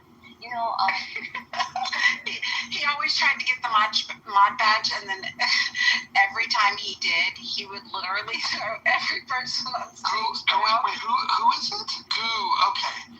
And he's one of your gripers, right? No, he hangs out with Prince AJ. Yeah. Oh god, that guy. Yeah. You know what's funny? That guy had a nice beard, but he was the dumbest guy on the fucking app. Mod badge, he would boom the room. But then he changed up his tactic, and instead he would throw every person on the stage down to the audience, and he'd go off of mute, and he would just stand up there and maniacally laugh, for several minutes before he boomed the room. Yeah, then you would just throw it down. Is he still on this app now? He is. He is. Where is he then? He's not here as regularly as he used to be, but he still pops in. Somebody back channel me the profile so I can block him. Just every time. The thing of it is, every time he comes into a room, everybody screams, "Don't mod do!" Yeah. Right, sometimes you can do it. Come on, I'll throw you a bean. That'd be accidental goof in here. You guys remember that? I know, Anne. What's wrong with you? Do you guys remember that retard named Vinny? No, hold on. I remember when Vinny first got on the app, before you motherfuckers even knew. Ultimate follower. I've never seen anything quite like it on this app. Poor Vinny. See, that's what I'm saying. I don't like it.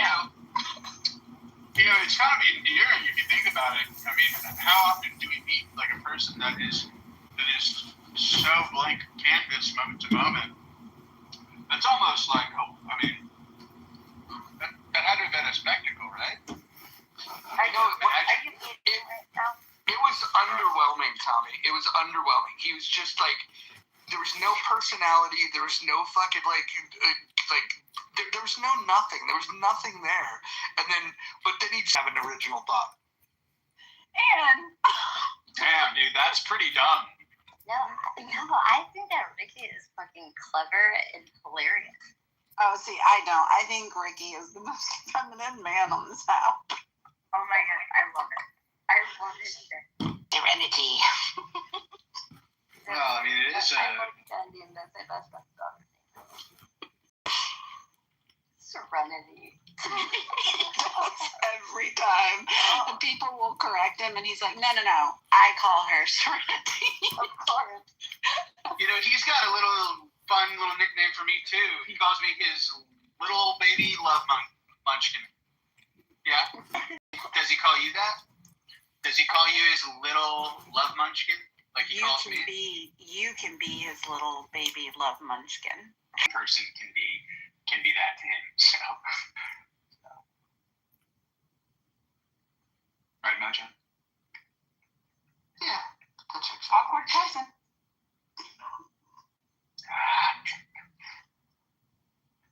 No, retarded cousin. That's a lenient framing there. Yeah. I've gained, but then you've taken away my extra chromosome. I'm just a little cookie.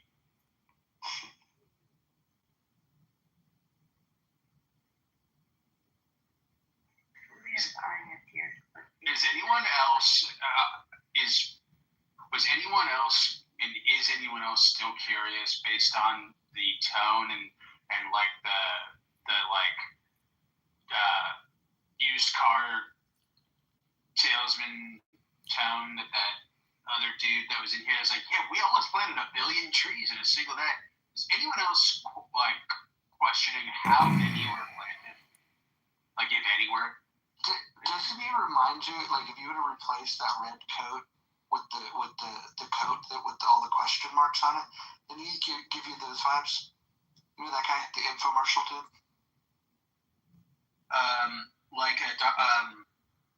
Shit, man. What's he talking about? I'm just thinking of the Riddler when you say that. Yeah, there was what is the most difficult conversation in Clubhouse? Who created this? There's 1 trillion. 100 trillion. It's funny. My first question was, who created it? And then I fucking read the choices and I knew exactly who created it. Oh my goodness. Oh wow, I'm just on here. I voted Clubhouse Road Rage. That was in Uber in the car, probably because everybody. Yeah, wow, I'm in the Uber. So yeah, and that's what it got you. Clubhouse Road Rage, some funny shit. Who are people that used to be present on this app that you're glad that they're gone? Beetlejuice. I'm not going to Don't say. say it, Ann. And I will say the name, but I'm not going to say it. I'm going to shut the fuck up. Well, you can't say it because it's like every other Not day here. is different. He's not here. Wait, who? You know who I'm talking about. Head to the narrow town. Who? And come on. Atheist. Well, he's passed away. Rest in peace. Rest in peace. Do you really mean that? I didn't know. If he's an atheist, he's certainly not resting in peace. I don't want to dishonor them. It was conservative atheist. Because the people that were on this app that we spoke to, that we never met, the people that have died on here, I don't want to dishonor them or make fun of them. So, there were people, and I mean, no. Do you remember Matt Brooks, Mojo? Yeah, I remember that. Yeah. I'm familiar.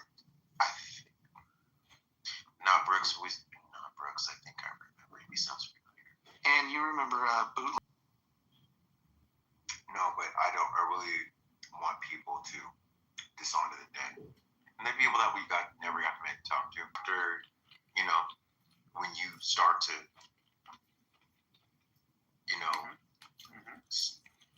talk to people after a while, and it's not worth trying to cuss people out or talk to them like you don't know them or fight them or. Oh, you know what? Fuck that. I'll use Android. Fuck that. All right. Well, hey, you know what? We're all human, right? Isn't that what you just saying? We're all human. Yeah. So it's all good. And you just disrespected me. No, but I didn't know. I didn't know. It was unintentional. But I won't use. Like the Olive Garden, Yeah, but I'm saying I don't want to dishonor the dead. Well, can I make a dead guy joke just because it's pregnancy? What you could have said is not rest in peace, rest in peace, rest in peace, but recipes, recipes, recipes. Which is actually what I thought you were saying. Okay, recipes, recipes, recipes. You know what I meant? You know what I mean? Tommy, you ever cook with ghee? I mean, I would. What about beef tallow? Oh, yeah, I mean, fuck, if I had, some extra beef tallow fucking sitting around here. No, go ahead, Tommy, sorry. No, I want to know what you were made to think of. What we're making? No. So you're making me think of white creamy substance that was like cubic, and it was this lard, this grease. Like you melt it, it becomes Crisco. It kind of like yeah. It reminds me of Crisco, right? How would it come in like a? Tommy, would you ever consider masturbating using Crisco? Oh, okay. Let's not start the conversation. He might say yes, but let's not start the conversation. Don't tempt him. I feel like the thermal viscosity would be, because I don't recall it being very like it's yes. It has a high temperature, like what's the word, man? I'm being retarded cussing right now. As you for 20 years, ever since I haven't even seen Crisco. Hold on, I have a question. And do you cook? Yeah. Like really though? Yeah. I mean, I have an 11-year-old, so I mean, yeah. But I mean, do you like get down in the kitchen? I don't really like it, but I mean, I do. I don't grill. Like, for example, there's some people that you just know that, like, are cooks. Like, I don't know. I imagine that Liz can cook, for example. I don't know why. I get the idea, though. What about Kelly? Do you think Kelly's a cook? Kelly loves to cook. Kelly's So Kelly's so good at cooking, if she heard this conversation, she would leave the app. Because she doesn't like hearing other people talk about food because she feels like they don't know what they're talking about. Yeah.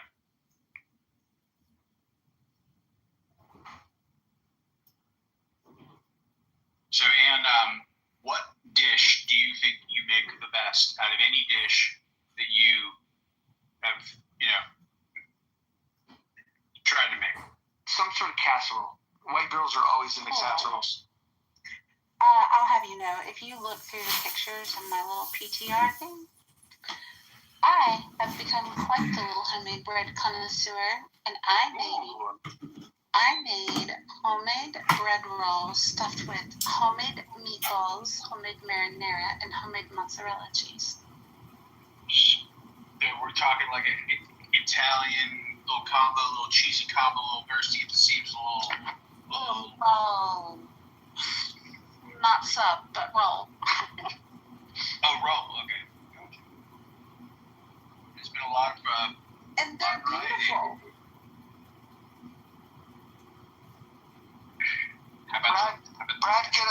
This is the only way we can end the day. You started the day. We gotta start the day with Brad. End the day with Brad. Get up here. Brad, get up here. Okay, what is up? The self-sacrifice, samurai style. So, Brad, I don't want to dig up old dirt, but a conversation came up, and I understand all the old dirt, like all the stuff where there's like real storylines, but like people want to know why Shirley. What about Shirley? Oh, like I removed your eyes so that I can let you off hands. how did she get this? I get all the other ones. I've been here long enough to know. But like, how did Shirley catch this race? Oh, Shirley caught one straight, and then she just kept it up. She was like, I can see that.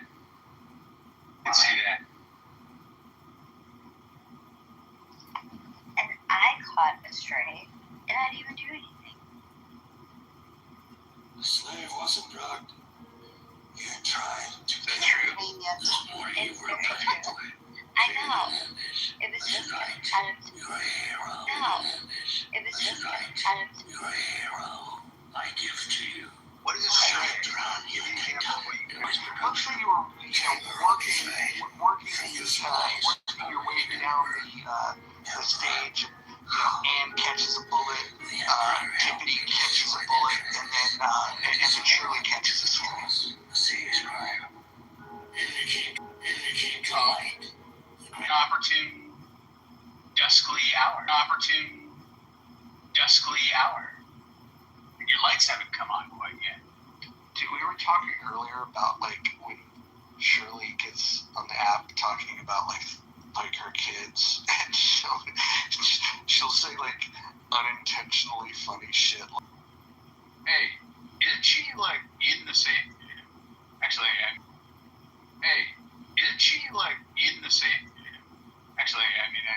this is kind of a dumb, high line here, but just because it's a big state, but Arkansas, this area where these whiteys are trying to be all white in like the northern, like the Ozark region or something. The land returned to the land. Your point? I haven't really heard anything beyond that first little gay little beef. Luke Vax did a room, and like half the room was like, I think there's nothing wrong with that. I want my own. Who do you think the Anons are in this room? We've got like 3 of them. I do have somebody blocked here. Oh, you do? BB. I blocked BB. I can't stand BB. I think she's awful. She's just always drunk. I'm gonna say this. Yeah. I don't like segregation because me growing up with I went to a high school, and I'll say this so you understand where I come from. So I'm from Northern California. Okay. My teen years, I was in Hayward. All right. Oh, Hayward. Okay. I'll be Hayward. I got Walter Bates Hospital. So, segregation is not good. Spicy. You get your half. And watermelon too. Hell yeah. I love me some watermelon. Fuck. Damn, I'm about to smash some watermelon right now. Yes. Unlimited. Right now. Yes. Unlimited. No, because on some real shit, you should not. Because you have someone else choosing. I'm going to choose how much watermelon you get to have, and I love me. A lot of stereotypes, man. You're gonna get some But you're gonna get some coconut oil next? What's going on? No. It's cocoa butter. No, but where you get to stay. Anybody, white, black, or anything, don't ever choose segregation, because they're choosing what you get to have in life, where you live, where you get to eat, where you get to learn. That's not good. Very diverse.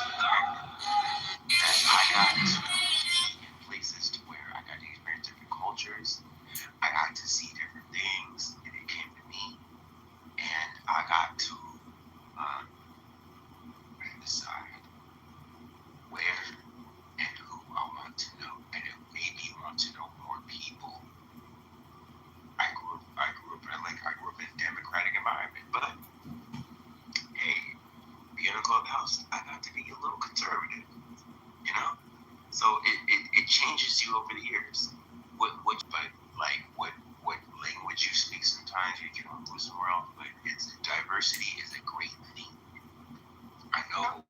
Don't you think though that with the internet and with the way that travel has become easier for people, that a lot of this stuff has changed? It used to be the next town over, but you wouldn't go too fucking far away.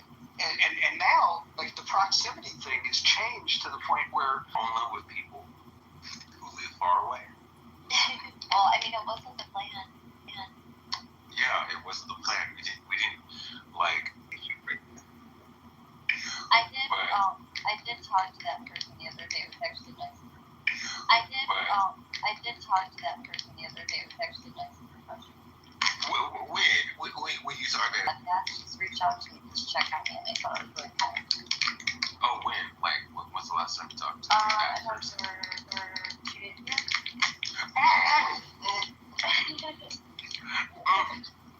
Just let her know I love her. Just let her know I love her. But anyway, I'm talking about.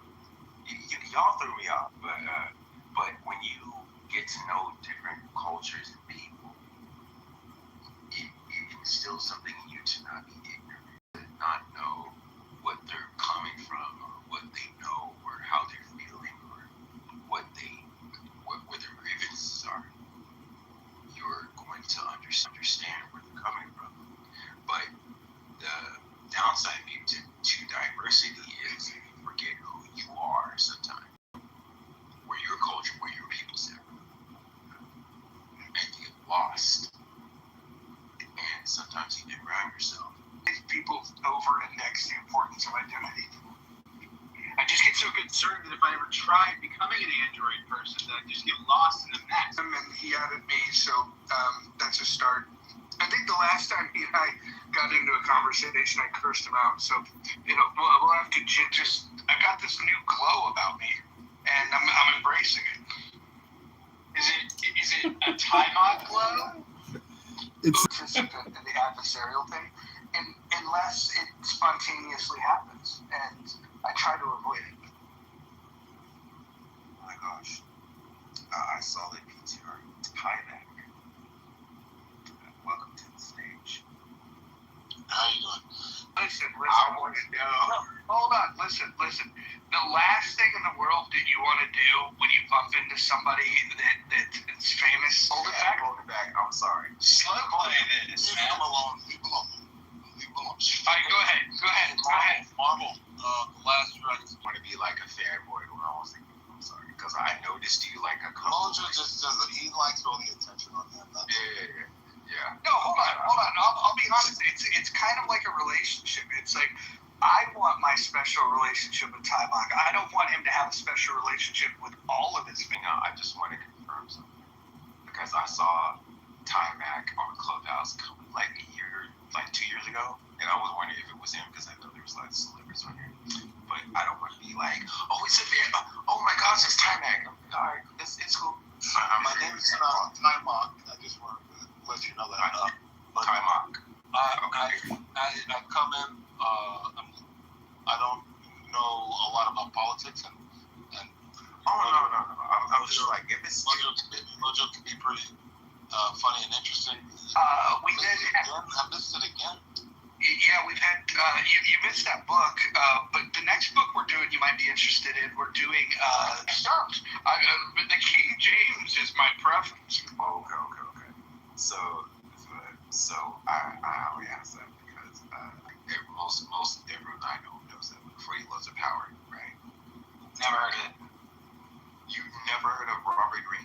Before he loves the power. Yeah, but there's a whole lot of books that have a number and then some general, titles. Okay, so make them confusing. Sun Tzu, The Art of War, his name pops up because he did a version, but when you look up on the Amazon or Google, that name will pop up.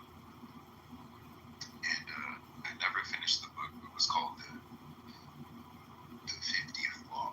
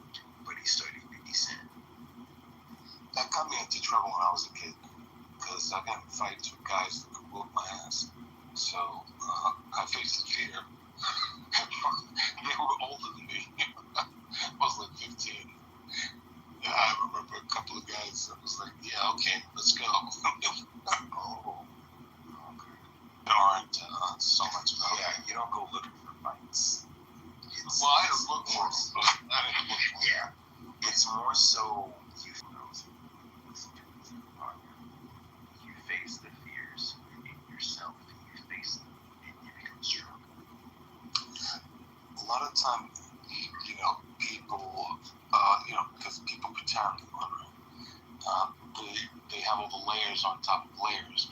So they don't even know some of their fears because it's so pretense, right?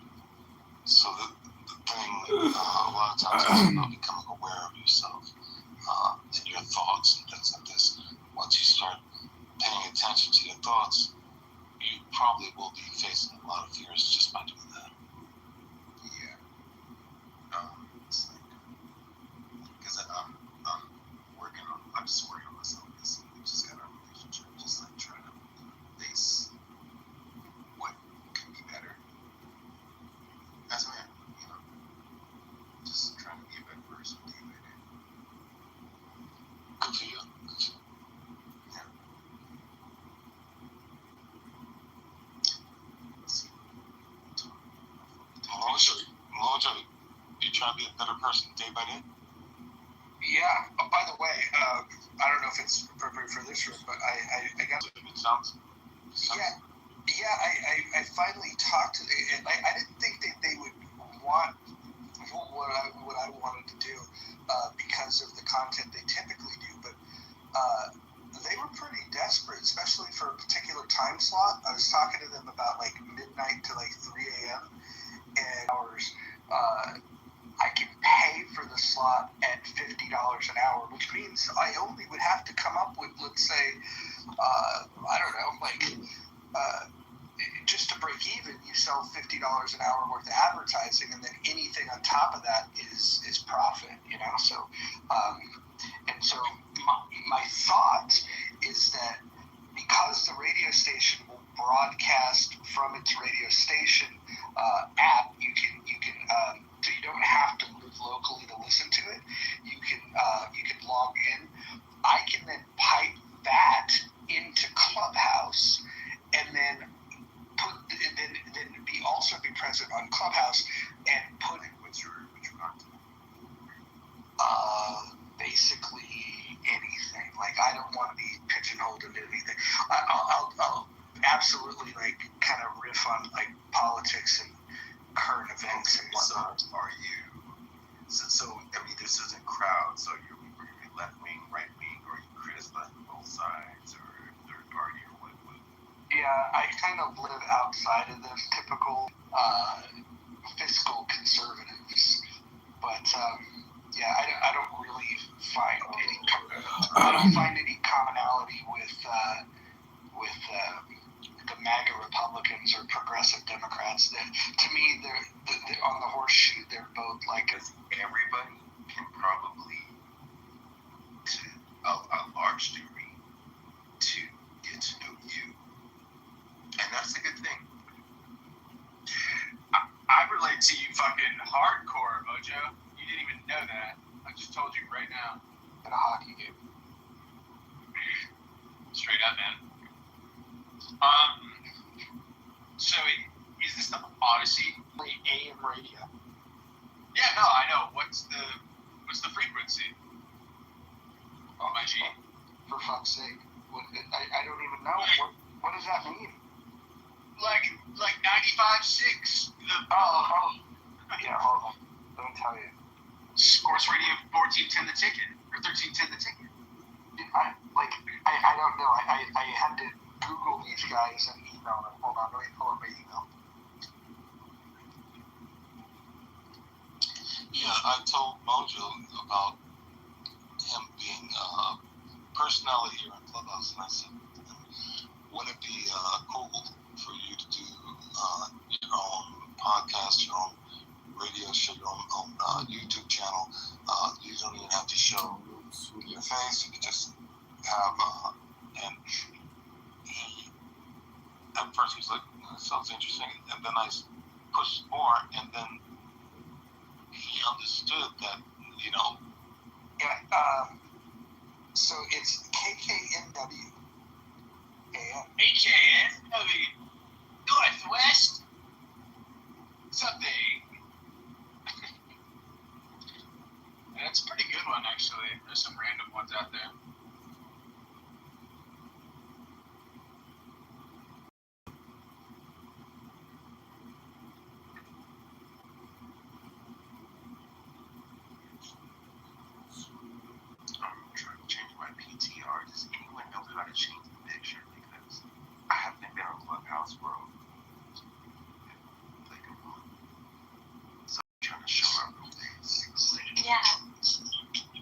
Ann, hop in here.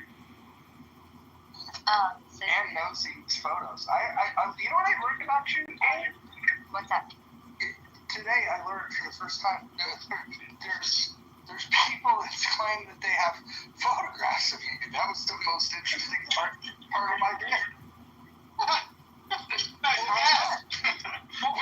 when Brad claimed that everybody sees.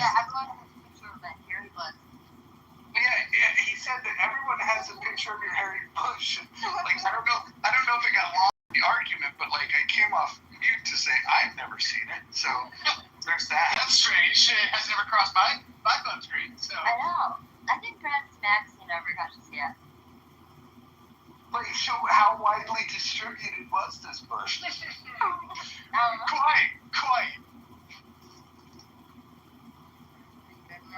See how men get excited and right away? Well, see how retarded.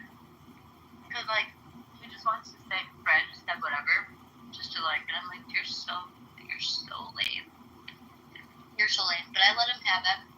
So I don't care if everyone on the app thinks I Let him have it? I let him have his win. Oh. Let who have his win? Brad, he was a huge faggot. Oh. You know, he's so toxic. I remember when the whole PTR of nudies was a thing. People would go in like private rooms and chicks would change their PTR, and then every now and again, like you'd just go randomly look at somebody's thing, and you'd be like, "Whoa, what's going on with that?" And then you go in the hallway and like fucking, like, oh, all right. There were those erotic rooms, right? Like sex therapists that were talking about everything, every position, and the different parts. No. That was valuable. I'm talking about just two pervy people that get in a private room, and the guy will just tell the chick like, "Hey, show me your tits, pretty lady," and like they'll just PTR like their new body. Well, what's crazy is like very common, very normal. It's a random thing, but if somebody happens to look at your PTR at that moment in time, that's what they're gonna see. And now with the paid feature, you can do the look back and see it all.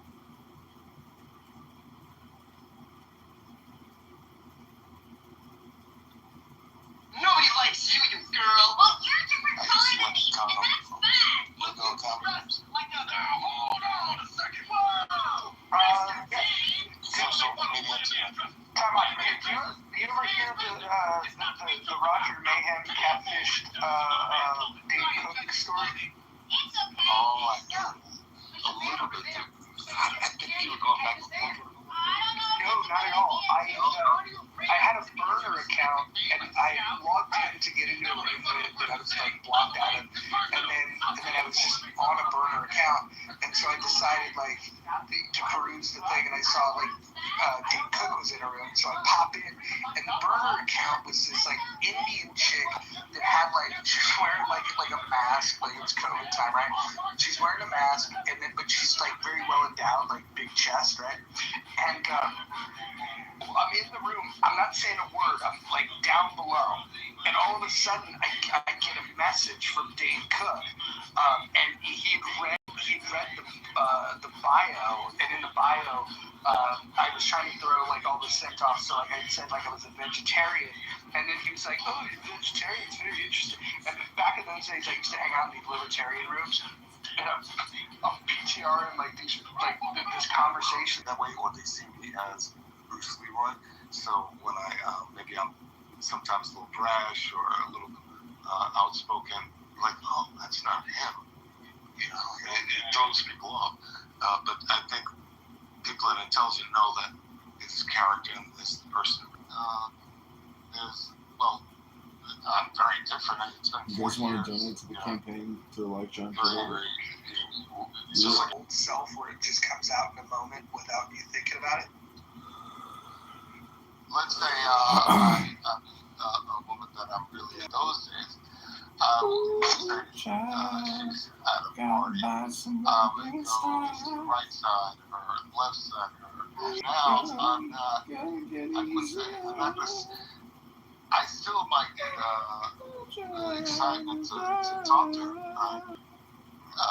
Yeah, I'm different a lot with.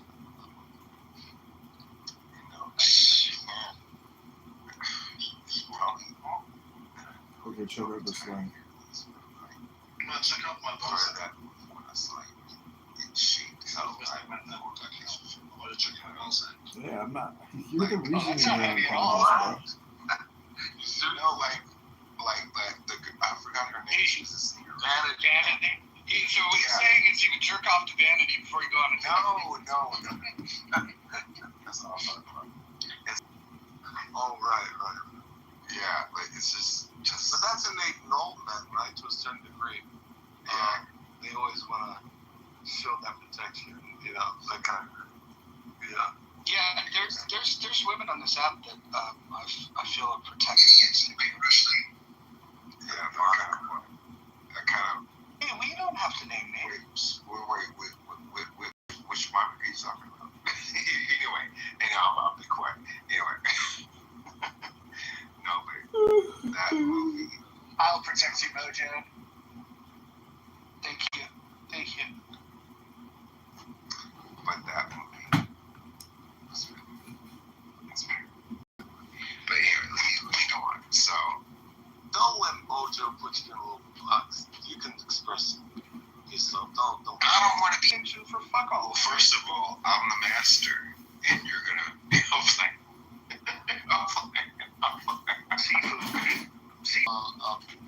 Family type of guy, and I really get off of them getting excited and stuff. And man, it would have been great. He was going through a tough time. There's a lot of actors too in Hollywood. He was having a tough time with that going on. And I'm like, hey, you heard about these Comic Cons, right? And he goes, no, what's up? And I go, well, book collectors, video games, everything, and people come in costumes. I didn't know too much about it, but my friends told me. And people like me would have loved to meet him and talk to him because it was so comical, like in his the brand, yeah. It was. I would have loved to just like, if I was gonna go. I never even gonna go. Like, Yeah, that's why I reached out to him, but it was. Right. How you doing today? Of another warrior out there that lost a battle with his own mind, Mr. Jason David Frank. He was going through a lot. His stepdaughter, and he was going through a divorce. On Instagram that I was into, and I was like, oh, okay, this is what they do, and this is the lifestyle. And it was during that discovery of oh, this is like a full year-round touring sort of. It's fucking Topeka, Kansas, fucking all over the board, and then just like that, and it's the fucked up part is he committed suicide. So what was going on? I don't know what was going on with that. Yeah, it's funny. Yeah, I'm sorry to interrupt really quickly. No, go ahead, Tom. I was at an event at a Comic Con. I don't know, it was a long time ago. It was when it was live, and a couple of Power Rangers knew who I was. They invited me to another thing, a get together at this place in Florida. Personally, right? It's interesting because you would have never known that not too long after he would commit suicide. Yeah, that's right. So be kind. So was it long after? Was it soon after when you met him, or? Yeah, I met him about a year. Yeah. Where it just came out, I didn't get into it because it was almost like WWE when I was a kid. When it like too goofy and campy, right? And so I didn't get into Power Rangers. But then the generation after it, I saw they were into it. It's not that was that I saw the movie you were in, and I don't know what movies you were after that, but it was like I was born in '85, so I'm 4 years old. So by the time I was probably somewhere between like, but it came out before I was born. no, it came in '85. It came out in okay, so I was like right, I was little, so I don't remember. So by the time I saw it, it was probably like 5-10 years. I can't remember. Like it was at least 6 to 10. But what are some of the movies that you grew up? Death. You familiar with that one, right? Oh yeah, that was that was when Bruce Lee died during the shooting of that movie, and they because Bruce Lee was such a bigger than life and so popular, they realized we should make some money because. Are you familiar with Grandmaster Jihan Jay? It sounds familiar, but I think that's He's the guy that he was in Game of Death, but he's the one that founded Hapkido. Oh yeah. He didn't want students that didn't want to learn the entire art. He wanted to teach people how to heal people, as well as teach them. It's America, what is capitalism, right? It's all about the money, and just trying to market with the IG. What are the things that kind of resonated? With Jihan Jay? No, the IG, the book when you read it. Oh yeah. What are those things that kind of sparked you a little bit? Yeah, I think. Yeah, of course. Yeah. When it comes to those kind of things, you have to allow your own point. It's very interesting. That's the point of any type of learning something, right? That you do your best to, put your own place in. When you're an actor, these are things that you go through training, peeling the layers off. Because an actor everybody has some, I'd say passion. Some haven't been realized, but if you're after something like you have passion, and a lot of times that passion is just another. I would say that the early going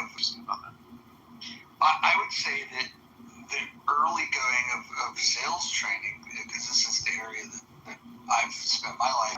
You have to ask the right questions. Shut the fuck.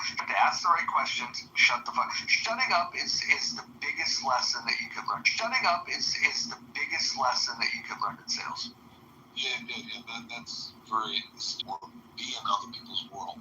So you shut up and listen, and they'll tell you, if you have that type of personality, you have a current state, and then you have a future state, and then you have the work that I have to do as a salesperson is to fill the gap between the current state and the future state.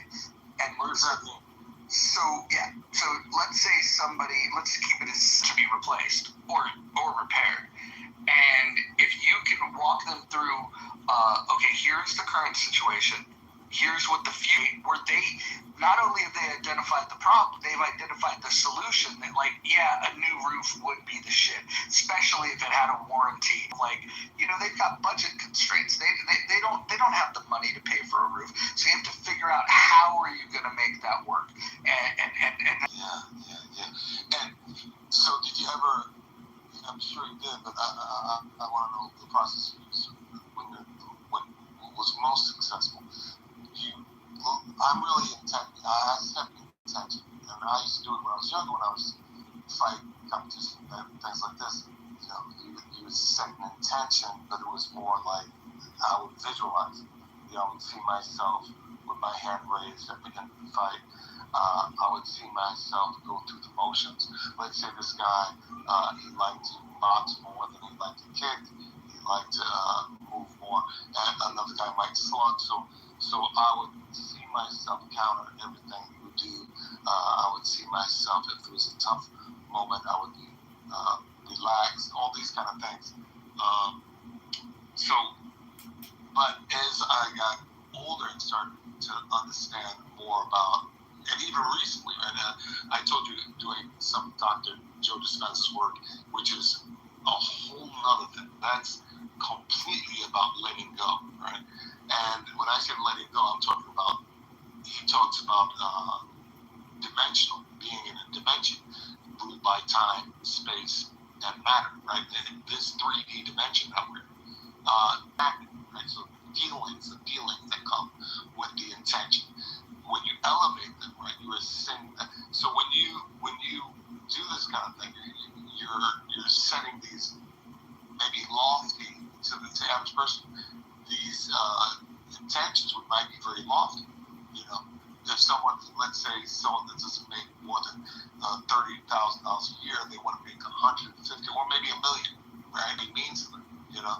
And what it provides for them, maybe their family, their friends, maybe they have a business they're going to provide a lot for the community. Not the know, which is the 3D dimension. So when you're sitting down, you have to let go. This is the skill that develop. You let go of time, space, matter. That means your body, your identity, all these things. And then you get to a point where approach to selling is it's completely against the way that most people are taught to sell. Like, people are taught to sell where you build this yes momentum. That's what they would refer to it as, where you ask questions, where that way is best practice. If it didn't have its day in the sun. But what I find more effective, and what's been effective for a long time, is to do the exact opposite, where a lot of people now don't want to be sold to. They want to say no, and because that makes them feel more in control. So the questions that you frame, you make sure that the no me opposed to meeting Tuesday at 2. So now I'm asking a question in a way where they're going to say the word no, which is what they wanted to say, but the no means yes. The no means no. I wouldn't be. They say no. I wouldn't be opposed to that because no is a more comfortable thing than saying yes, especially to a person. And so it sounds like it's super manipulative. All you're doing though is you could argue that it would be manipulative to ask the question, to frame it in any way, because you're trying to get an in-state, desired goal of a sale. It just, how do people want sold to? They want to say no? Okay, great. Let me ask questions that they could say no to that still meets my objective. And so it's an interesting thing that gets you a lot of traction. And it also, it causes them to put their guard down. And that's the most important thing, is that if when you're a salesperson, to first off, for engaging and really genuinely connect, there's just certain things that when it comes to the important parts of how you ask a question, you just got to make sure that you're asking it in a way that doesn't cause their defenses to go up. Yeah, and because that builds the resistance. And if they don't feel the resistance, they're more likely to buy. The other thing is, a lot of people will be like, oh yeah, this is going to be great. You should do this. I'm going to make it affordable for you. I would rather go the other direction and then just say, yeah, I don't know what your financial situation is, but this could set people back. I'm not sure if this is, like, I do this thing where I take it away and I create the negative deposit. Yeah, I create all of I will acknowledge all the obstacles that typically get in the way. Most salespeople don't have the confidence to do that. But if you do that, then all of a sudden you find them negotiating with you of like, if you tell somebody that the home that they have pride in, that they can like essentially allude to the idea that you don't think they can afford the roof, they're going to now tell you that they can afford the roof, right? Rather than you trying to tell them how cheap it's going to be. And that's the other thing. Now you're going to like meet them in this negotiation cycle where they want a lower price. If you tell them up front, hey, with the cost of materials, it's tariffs, man. Ooh, this stuff's going to be expensive. I can leave you with the quote, but just letting you know, this is going to be an ordeal. It's probably more than you're thinking. And then all of a sudden they're like, well, how much is it? Right? And once they start asking questions about price rather than you have to dance around it, you got it. There's so many layers to it. One is the layer of just being authentic. Being able to be authentic, but at the same time, like I said, having the intention to sell them something. So, but you put up the point of listening. That's so important, because if you have the intention to sell and they're already a no, and you're not listening, which a lot of people do, right? Then you're not even going to hear the people that you want to sell to. You're totally disconnected. But if you have the intention, right, and you know exactly what you want to do, then you do the things like you were saying, and they'll come out and they'll tell you exactly what they want. But you have to do those different things that we were talking about to bring it out. And basically, you're changing what something might originally be in their head. Doing this buying through, and you're making it something that they see as a need for them. Why would I want that? Now all of a sudden they're telling you, like you said, well, how much is it, right? So it's very interesting, and it could be fun for some people if they get into sales. Who would you say is like great in politics? And I know Surprise a lot of people. I think AOC is fantastic when it comes to selling ideas. I don't agree with paying their ass off. Like third parties you shouldn't study the politician that you most agree with. You should study the politician that had similar circumstances. I think what people miss about AOC is that she ran a fucking phenomenal fucking initial campaign. She's seen as viable, and now look at her. I think what she's accomplished is pretty fucking impressive. There's examples of this in terms of her ideas, was very good at the tactical piece of getting herself elected. Yeah, I 100% agree. I think that they shouldn't call them politicians. I think they should call them salesmen, right? If you call them salesmen, then it makes it clearer, to people who these people really are. And, I know some might say, you're just judging the politicians.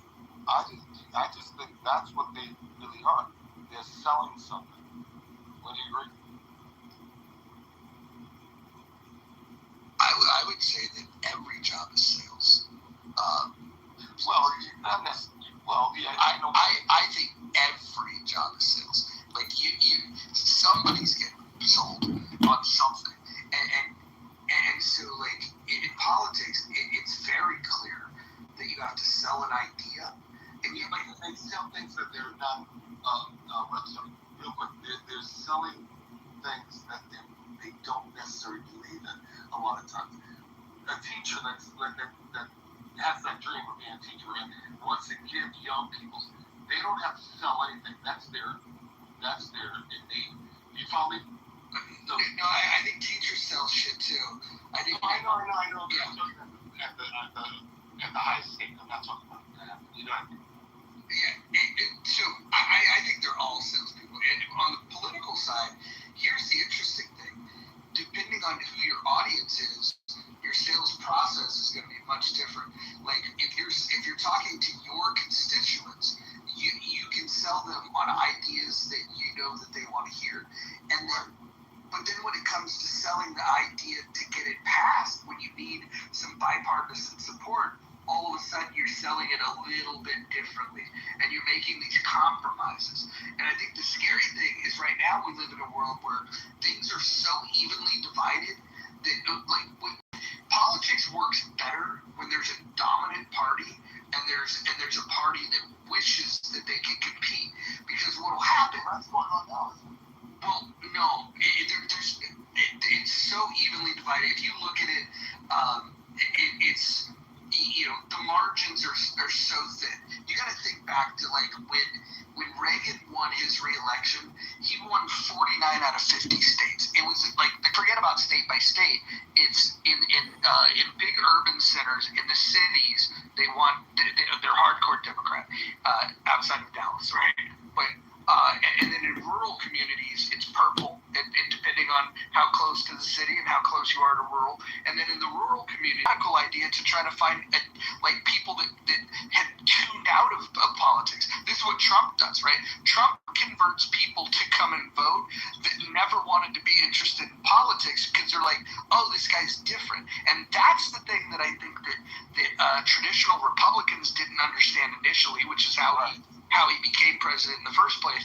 And I think that's something that Democrats still don't fully fucking wrap their head around. So, yes, I don't know a lot about her, but I know that she didn't start out as a known politician or let's say salesman. And then all of a sudden, like you said, she did the work. And boom. Then you got Trump.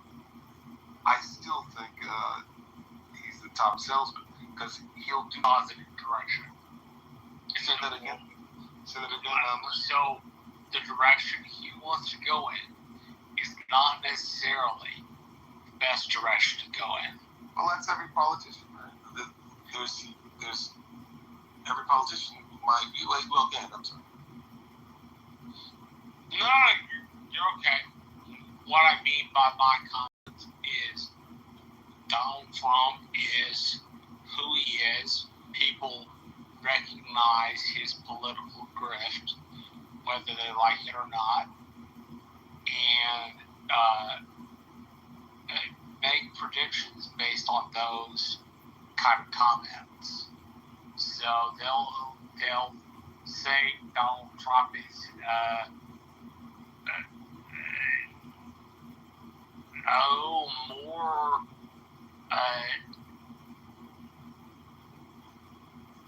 more on the side of corporations that want to keep their own profits, I should say. Well, I mean that insofar as the folks that are on the other side of that seem to want to keep their profits while criticizing the way things work at the very same time. They seem to want to get their own while not giving up their own at the very same time. So that's probably that's probably a way of saying things that is mighty complicated. So sorry. Yeah. You're a little on the tipsy side today, huh, Marshall? Or you're tired. I am laying in bed. So yes, that is. But when I talk about you wake up. He's a real passionate about these people. I got a question for you, Marshall. Are you going to join the campaign to help get John Kitover elected to? No. I think that he took a major step. He's got a website. He's got everything set up. We did a money bomb for him today, and we raised $1,000 for his campaign in day one. What do you think of that? My question is his campaign website the actual website, or is it just one of those things that gets established? If John is interested in serving, then I am always in the metric of let's help. Let's get that person that's interested in serving up front. So if you're genuinely interested in serving, and you want to do the people's work, aside from your own, like, it is what it is, they're conspiratorial, they are what they are,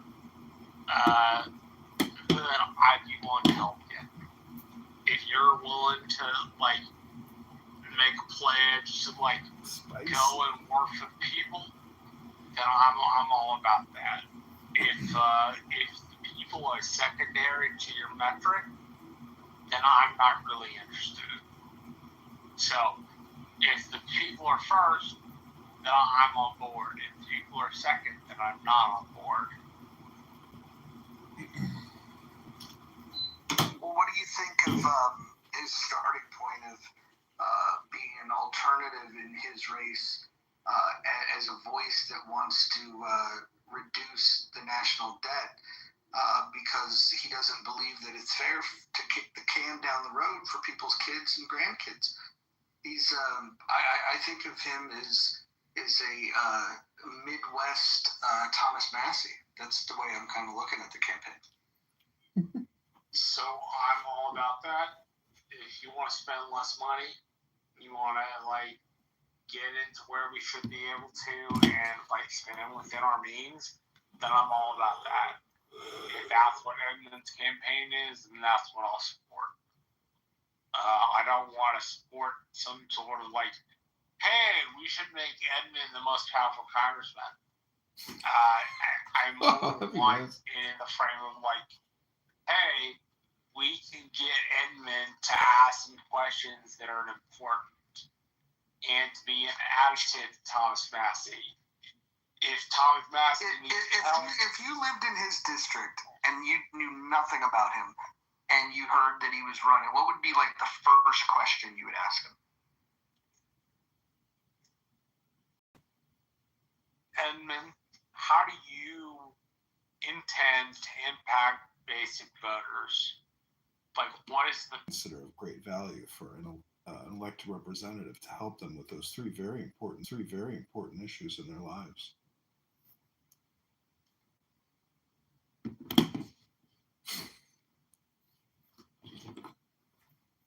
So the good question here is, like, what out of those three things do you expect you'll be able to make the most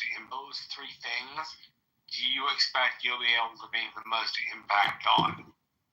I don't care who could make the most important impact on, and how would that impact the rest of the good grief. The rest Take your time, Marshall. No, I'm laying in bed right now, so sorry. The rest of the constituents. So sorry for my, plea most folks who have that sort of impact on it that, like, hey, we want your help, but hey, we don't necessarily understand you, like, getting involved in the middle of this shit.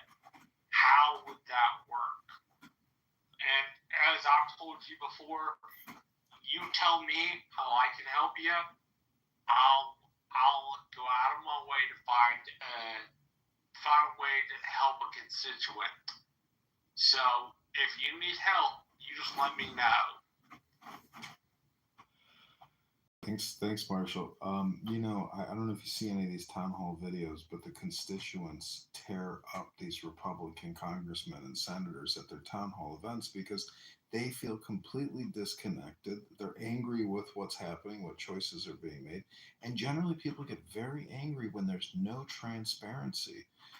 Education and transparency go hand in hand. So if there's anything I can do for the voters of the 16th district, it would be so that I could be as transparent with them as possible by educating them about the national debt, about the annual deficit, about the unfunded liabilities, about the potential of a death spiral where prices start increasing every 2 to 3 days. By 2050, we'll be paying $4 trillion annually on the interest, and we're only collecting $5 trillion. So at that rate, or in 2050, there would be nothing left to spend on other than borrowing to spend. So we have a major borrowing and spending addiction problem in this country. That's my thoughts. What do you think's driving that? I'm still a novice when it comes to politics, and so this is interesting. What do you think's driving these salesman politicians / politicians to continue to kick the can down the road? It's the capability and they're borrowing $2 trillion a year over what they collect annually in taxes, and they're spending that money across a wide variety of different government services. The taxes, okay. Yeah, you're not born into this life with a surplus like you are in Norway or Saudi Arabia, where they have that. Then you're going to spend 30, 40 years working and paying more taxes. So we have completely flipped this ship upside down since the year 2000, and we have to come up with some creative and maybe belt tightening procedures, which is being cheap and fiscally conservative in what we're going to do in the future, because to just kick the can down the road is irresponsible and self-destructive. If you love your country, you want to preserve its legacy by preserving the treasury. The treasury is one of the most important things in a castle. If the treasury is empty, the kingdom has no power. What politicians do you think are along those lines of thinking that are genuine? Well, I looked at under all presidents, which presidents have the best return in the stock market. And interestingly, Nixon is the only one with a flat. Or guess what seems to make the stock market go up? The inflation rate, or the supply of currency. So if Nixon, I saw a video about him. It's called Flight 007.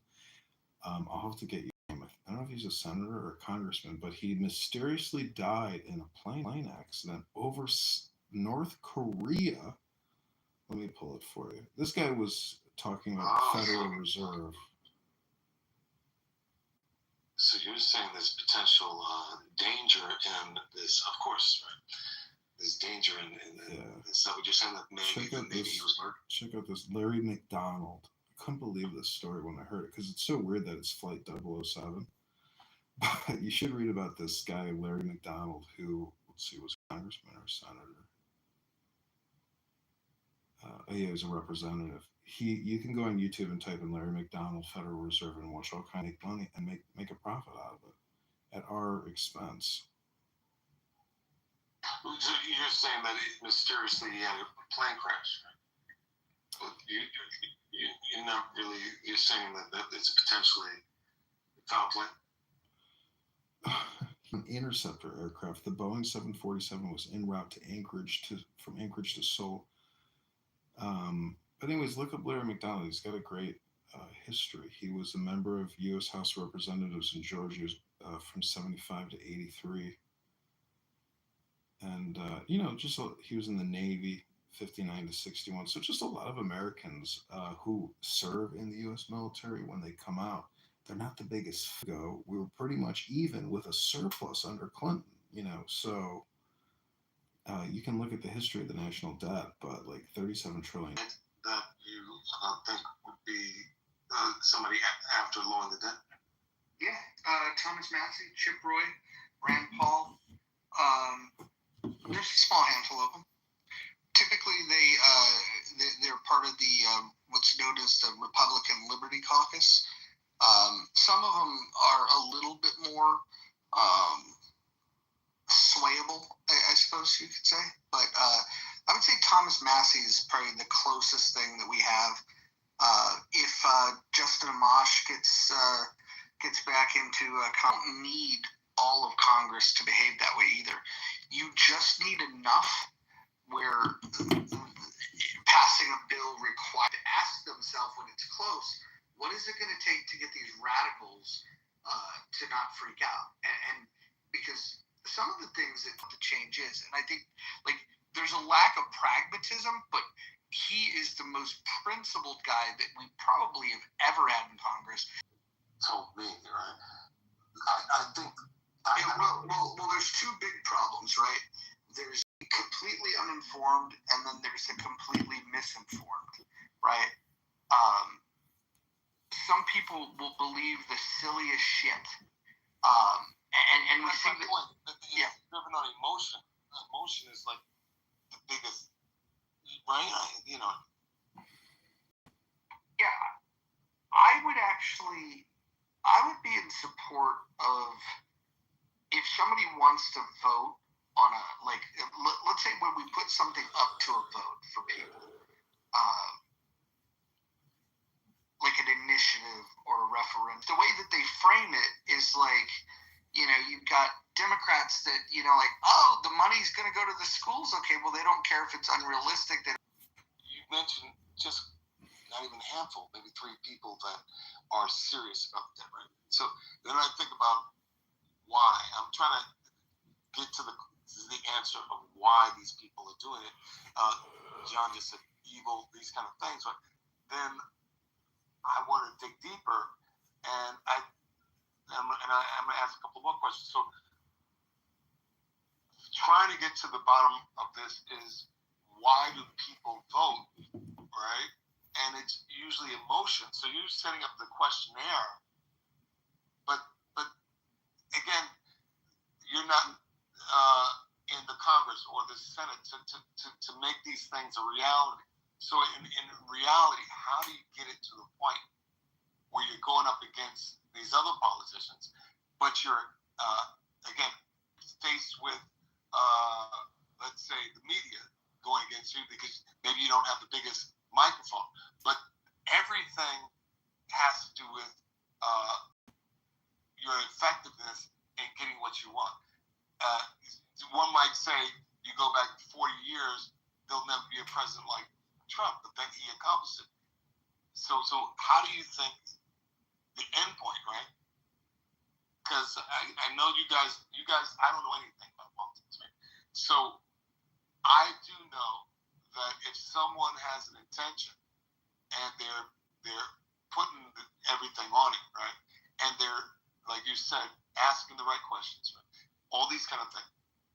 Getting to that final place where they can get a politician in the place to make these changes that you're talking about. Well, there's a lot of things that have to change. First of all, the culture within the parties itself. The Democratic Party has a stranglehold on what is really tolerable within the tent, and then you have a challenge of, if you expand the tent too wide, then you let people into the tent that's easier for your opponent to exploit and say, oh, look at what they want to do. They want to trans the kids, for example, right? And so there's this fine line. And so each party has kind of their own unique problems. If you look at the Democrats, it's interesting. They call themselves Democrats. They don't believe in democracy. In fact, they don't want a democratic process for deciding who the candidates are going to be.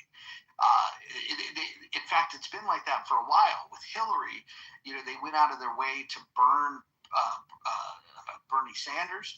With they were giving the debate questions to Hillary.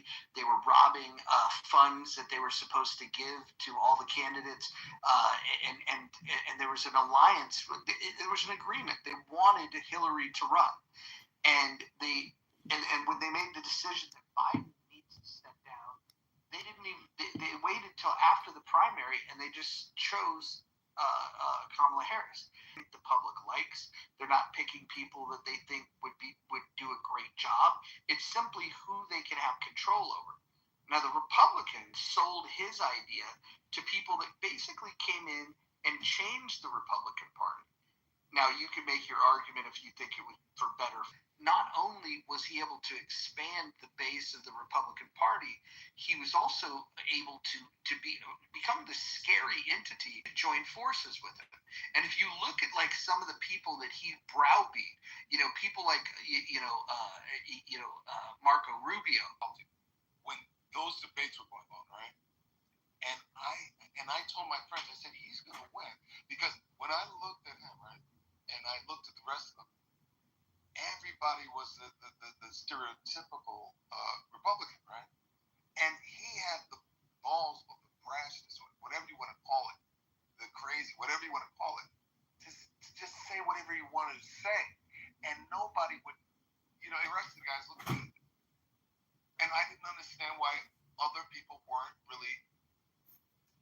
confronting him head on and not caring. Actually, first of all, the first time around, his initial goal wasn't to win. If you talk to the campaign members the first time, he just wanted to insert certain ideas into the debate so he can get the country talking about it. Way better than they thought. And then he goes to campaign headquarters and he says, okay, what do we got to do to win the next one? And his original campaign manager quit because they were like, wait a minute, I'm not here to support you to get elected. This was supposed to be a joke. And once he realized that he was outperforming expectations, and that was because the media created a monster with him. They didn't think that he could win because they thought it was going to be politics as usual. And so even left-wing media was like, let's put a microphone, follow this guy everywhere. They gave him so much fucking press. And then he found his audience. Yeah, it absolutely did. Policies we talk about things like this. But once he wasn't attached. And until he realized, once he just give her a look or a wink or whatever it might be, right? And then all of a sudden she gives you the look like it's cool and you're gonna get smashed. Now all of a sudden you're gonna and you could say powerful in a way to have him win the presidency is that when they made the adjustment and realized, because in the beginning it was his not giving a fuck on stage, right? That he stood out as, you could just say, more of a leader, more of a guy with balls. Now, I remember there was the other guy from Ohio, right? That was fighting him a little bit. What was that guy's name? In 2016. Remember? There were several people. They all fell out. No, there was one guy that I noticed. They didn't come to Trump on his level. They were like goofy. And Trump was, because I'm from New York. Trump was New York. He knew how to make somebody look small, like Little Hands, and what's the Sleepy Joe, and he knew how to. It's like being in a playground goofing on each other, and everybody's laughing because one guy has the better, wittier goofs on somebody else. He was doing that, but there was one. Was it John Cusack? I don't know. Are you talking about Kasich? It must be Kasich, right? Yeah. That guy didn't quite happen like I thought. The issue with Kasich is he wasn't easily targeted. He was he was truly an alternative in the fact that he was about as moderate as you're going to get. Greetings from Jerusalem to the proud people of. It just didn't make sense to me. Didn't make sense. So Trump, it was like an easy win. Yeah. If you want to see that that embodies what Kitover is trying to do, you almost have to look outside of the U.S. Again, you could look at Thomas Messi, but a better example would be like Javier Milei in Argentina, which things we're going to just turn this thing upside down. When Milei ran, nobody thought that he had a chance, and people were like, so he won agencies down to 9. He gutted 12 government agencies in day one in office, and he turned things around. The inflation. I think somebody can do that in America. It has to get in order for that to happen. It has to get worse. Here's the unfortunate truth. This idea of fiscal conservatism. You would have to take inflation to such absurd levels for the country to look at him and take him serious. If you got to the point where you started paying, again, people were complaining about eggs, but imagine if you went to the supermarket and a dozen eggs. If they were $30 or $50, now all of a sudden you would be like, dude, this is broken. And then you've got somebody that's like got a 30-year track record of saying, I fucking told you so. And by the way, the only absolutely bonkers for us to turn to it. And I think it's possible that it'll happen, but what's more likely is a total collapse before America would actually, do something that would help them. Well, let's play devil's advocate for a second. Let me layers. So first you would have to get people, you tell me, to get behind him, right? Just financially, he would have to get funding to this message, right? And he would have to have the message would have to resonate. He would have to be able to be the type of orator so clear that it starts to resonate and build. And once it builds, then he would have to have a team. It would have to be media, all these kind of things to get that message to build like a snowball. You would have to get a snowball effect to happen. And then, I'm just looking at the other side of it, where we wouldn't have, the inflation wouldn't have to be the type of politicians that will sell his dream and have it resonate. Yeah, well, I think again, I don't think the conditions are met for those ideas to be popular. I'm challenging. Well, so again, I think in order to sell it, the conditions would have to get worse. That would be first. But second, he might not be the guy that can sell it. And if you go back to looking at you take a look at Barry Goldwater, who had some very interesting ideas about what the conservative movement should be, and he was selling people, at least in his circle, that this was a really good idea. But when it came time for the election, he wasn't the guy that could get the ball, across the line. And so he ran in the 60s, and then, enter 1980 from the debate, right? Reagan only took Goldwater's platform and then polished it. It's kind of like, you're an actor, right? Imagine somebody writes lines, and then you get an actor that reads them that can't deliver them, but then you give those same words, you give that same script to somebody that could read them, that's a true thespian, that's going to connect with people. That was what Ronald Reagan did. Well, do you think there's enough people, or let's say a movement, in the direction of wanting to get behind that? So if it's not the sales, the politician, right? Then it's the people that Rand Paul, that for years now have been planting the seeds, right? The problem is that American people, as much as they know that the economy's off the rails, they know that it's not good, but the pain at a personal level is not high enough.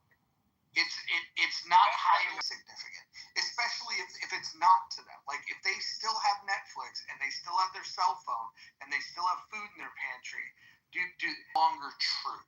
And it's going to get dramatically untrue to the point where parents are going to have their kids and they're going to know that the likelihood of their kids buying a home is less likely now than it has been in many, many, many, many. Someone that's able to resonate with them and build from those 18-year-olds, 25-year-olds, really build, because it's their life that's at stake, right? Correct. The real pain is going to happen to their kids and their grandkids. And if you have somebody that can connect with those people and fight through all the minutia, because let's be clear, if you wanted to go table at a university for this type of a cause, the big universities now would make it difficult for you to have your table there, for you to be able to reach the student body. You probably see them getting protested by radicals that get money thrown at them. It's going to be a long fight. I do think that there's a couple things that need to happen. I think that people with fiscal conservative ideas need to get into academia, because right now what you have is indoctrination camps where the young people go off to a university and they're getting exposed to some radical fucking people, which that's fine if they have the critical thinking skills to be able to, to sniff out the bullshit. You need to have professors that can walk them through the dangerous fucking path that we're on. And I think that's right now it's 37 trillion in debt. You project that out over the next 50 years, where's it going to be? Even if we stay. Yeah. Well, you also could think about as much as after I don't know, I've been in Hollywood. It's like, there's a lot of bullshit, but they should be thinking about the celebrities, the artists, musical artists, because these are the people that young people follow. There's a few of them. Unfortunately, some of them are crackpots. But there's a few that are on board. Vince Vaughn is very libertarian-esque. Like Vince, if he didn't have to worry about his Hollywood career, like he's a guy that I think that could connect with younger people, and maybe not anymore. This is the thing that, like, I haven't made the type of money some of these people made, right? But that's about to change. The thing is, they have money, right? So you're saying to worry about the career. A lot of times, maybe because they have money, right? It becomes not so much about the money. Yeah, I don't know. Some of these celebs are motivated by different things, you know. They want to work with that director. But you just have to find what would motivate these people to get behind something that's lofty, that's more for humanity and Americans and the future of the people, the young people having. I have that within me because I resonate with kids. You know, they just light me up. I do a drum circle. I have the kids playing different instruments, and I get lit up when I see, because I see parents, right? Like they'll come in with their stroller, they come in with their little babies, they come in with their tube to take what they want their children, the kind of life they want their children to have, and they're working so hard to have that life, you know. And there's something about that, and you have to find artists that really resonate with families, and it lights them up, and they want to get on board, because what you guys are saying is that the way it's going, there's not enough people in power that are giving light to the next generation's future. That like they don't even care. They just, I don't know. Yeah, I don't get it anymore. Sounds pretty. Sounds good. Doesn't sound too good. What are we gonna do? Maybe Gildas is Gildas. No, I've not. Gildas is a shame. Gildas is he's a friend. Knowing you, I know it's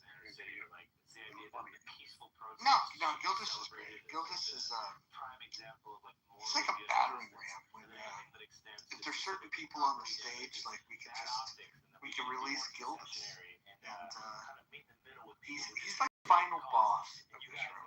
That's the way I like that. Can you talk about why, and particularly why you guys tend to advocate?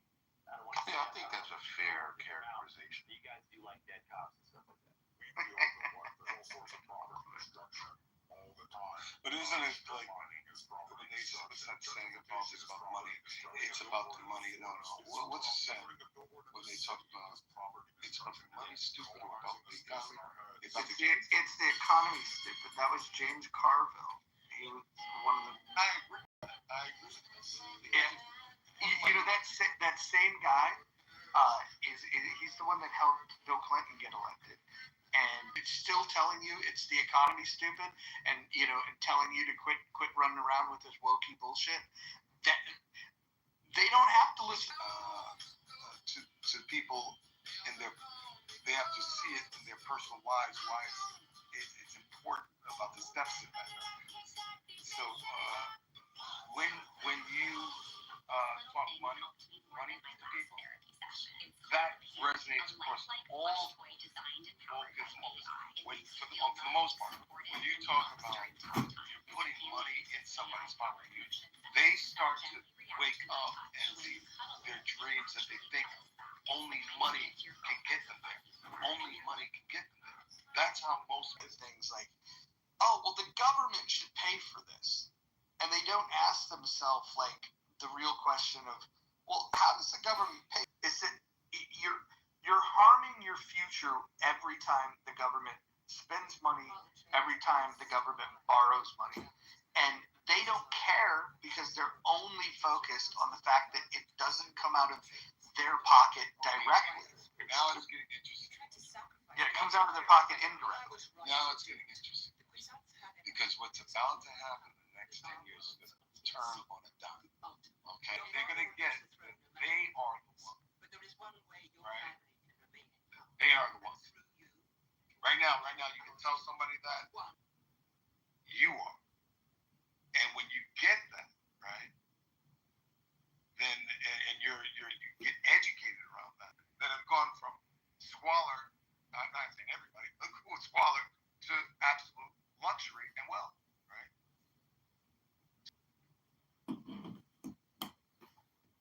And that, Mojo, that wouldn't you say, aside from for people to see they're the problem? Yeah, but time lock, there's an there's an expression, common sense, and you just practice pragmatism. You'll realize that borrowing $2 trillion that you don't have annually, like Mojo just said, over 10 years is $20 trillion more dollars to the deficit. That'll put us at 45 trillion. When we're at 50 trillion, it's 4 trillion a year just in interest payments. We could artificially lower the rate and reduce the interest payments. There's going to have to be some kind of meeting of the minds, but the Federal Reserve and Chairman Powell, they're rather resistant to lowering interest rates because that cuts their profits. So we have. You're talking. I'm not in. Again, I have to learn all this stuff, but keep it to. I don't know a lot about all those the way it works. All that stuff. The economy, I was keeping. You know how a credit card works, right? You know what? When I was younger, I saw all friends use this, and I saw a problem with it. I never bought a credit. I never used a credit card. Well, then you're a fiscal conservative. Right. So, real quick, question to you, John. They would have to get really bad, right? And why do you think, John? Why do you think, when you think of a human being, right? Why does it have to get real bad before they wake up? It's just human nature. Most people don't know the house is on fire till the house is on fire. But why? Why? It's a question of awareness, and we have, Exactly. Yeah, but we have the world's currency supply. We're the world default currency because of World War II. So we have built up a massive historical legacy that we are rapidly ripping apart and destroying by doing this type of inflation. I'm going to the source. I'm going to the person, the actual person. Right? That's what I want to talk about. You're talking about the results of the person being the problem.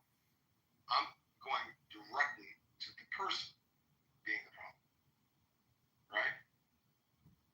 So, because if you're able to get all the people, right, is what you're trying to do, get all the people in alignment with this, right? You have to be able, as I was talking to Roger. The problem is in the paperwork. You can just go to the congressional acts, the HR acts, and actually view all the bills they're voting on. The paperwork is paper. It's paper, and there's dots on paper. There's a person that has to agree with it. I'm going to the person, right? I'm going to the person. I want you to look at it from that point of view. When I said to you that they have to get they're the problem, right? Maybe they'll go to the paper and they'll get they're the problem. Is that what you're saying? I'm not sure what you're asking anymore. Sorry. Well, you're saying they have to go to the website and read it. Is that what you're saying? I'm saying people vote on these acts, Congress people, senators, and they're the ones who pass all these huge omnibus bills, plunging us further into debt annually and borrowing more than $2 trillion a year. You're blaming them. I'm saying, when I was talking, I don't know if you're following, I was getting a conversation with Mojo, right? About, because see, this is what happens. When we see nothing but failures, right, around us, right? It takes a lot to see a victory, right? In fact, most people, that's why I was asking you guys a question, most people haven't seen the end.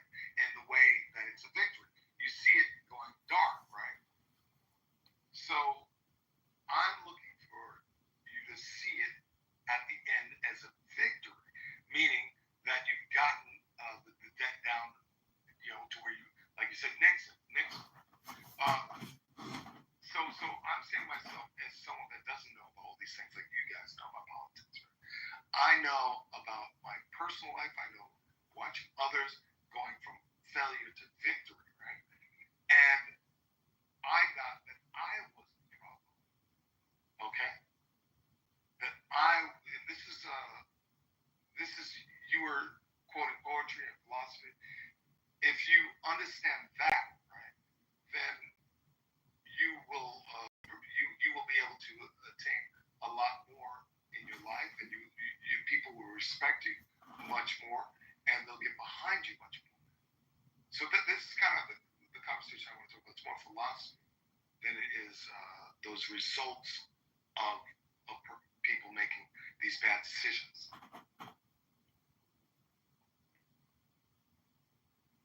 Yeah, I mean, I know what you're saying. You know, Now you're like, that's the kind of conversation. Because I'm not educated around the politics like you guys are. So I can only talk about what I know, you know, to be able to talk about these things. So go ahead, elaborate on what you were saying. I was just saying we are our own worst enemy. Massey, he did an interview on Theo Von's podcast. I would really encourage you. Massey, he did an interview on Theo Von's podcast. I would really encourage you to watch it. I can get you the link, but he accurately describes what it's like being in Congress, from the actual marble and granite in the chambers to the holding facilities to how the whole show is run. And Speaker Senate with the president. And this group think is incapable of simply spending what they collect in tax revenue. So it's going to require more than just Thomas Massey, Rand Paul, Chip Roy, and a couple others in the Freedom Liberty Caucus to stand up against essentially a group think's simulation or situation, which is not transparent. You know, people wanted Trump to be like Thomas Massey, but instead we got the big beautiful bill. It's the bait and switch. It's the deceptive advertising of most Congress people. And you'll never hear AOC talking about the debt because you can't fund the Green New Deal unless you can borrow and spend more. You know, these are communist, socialist, Marxists that want to do they don't want to die slowly. It seems they want, if you go with what AOC wants to do, they want to blow the deficit out of the water. They don't believe in reality. They're delusional, stupid economists. Back to the people, Joe. That's why I keep going back to people. AOC. That's why I said politicians are salespeople. I've been watching these people. You guys know politics. I don't, but I watch them, and I see you have to go into the pain. Rather than somebody was talking about fear before. You have to go into it. And they vote. There's no transparency to their vote. There's no coupling. There's no forensic accounting to that vote. People know that innately within themselves. They just lie to themselves. Well, most people are automatons, and they just do things out of habit and pattern. So, I'm just saying, when you look at Thomas Massey's platform and X account, he's not posting hit pieces that ties into the API of the Treasury. Most people in Congress are just content creators, and yes, voters are can kickers. Like, it's unfair, it's dishonest, and most people haven't really felt the pain yet of inflation. Gas at $4 since COVID-19 in 2020 over just 5 years. It's like 3x the borrowing. It's a huge spike in borrowing out again. Iran will get bombed again. This war will pop up over there. Believe me, the problem, reaction, solution dilemma that we live. Yeah, but let me ask you a question. Do you meditate? Yeah. Do you have a practice of becoming aware of yourself? Yeah, we read the Tao Te Ching in Mojo's in the Muff today. Okay, so I know my little idiosyncrasies, right? But there are things I don't know about myself. Mojo knows his, right? And the things. So everybody, to a certain degree, is blind, right? So we're reason why I alluded to that is because you're running for office, right? I think you have to be the person that you want to see. You guys were just talking about what appears to be the problem. It's valid, right? And now I'm getting you finally to talk about the people doing the work for themselves and their lives, taking responsibility for themselves. The curve, because Mojo, you said that you might be right. It have to get real bad, right? Or the destruction of America, because as long as we are America, the money is kind of a political fear tactic. What I want to do is try to optimize and maximize with causing as little harm as possible, because nobody wants Tail end of when you guys were talking about things have to kind of get worse before they can get better. I think that was maybe the gist of it. They see how bad it is trying to be a free market economy. We need more socialism. And like, how do we know that if things get worse, people won't embrace the left even more? Well, I can tell you in Chicago, where I live, people are absolutely sick of property taxes going up annually. And when they see the Chicago Teachers Union and the Chicago public school system screaming in a microphone dressed in red shirts about how your son and his transgender surgery,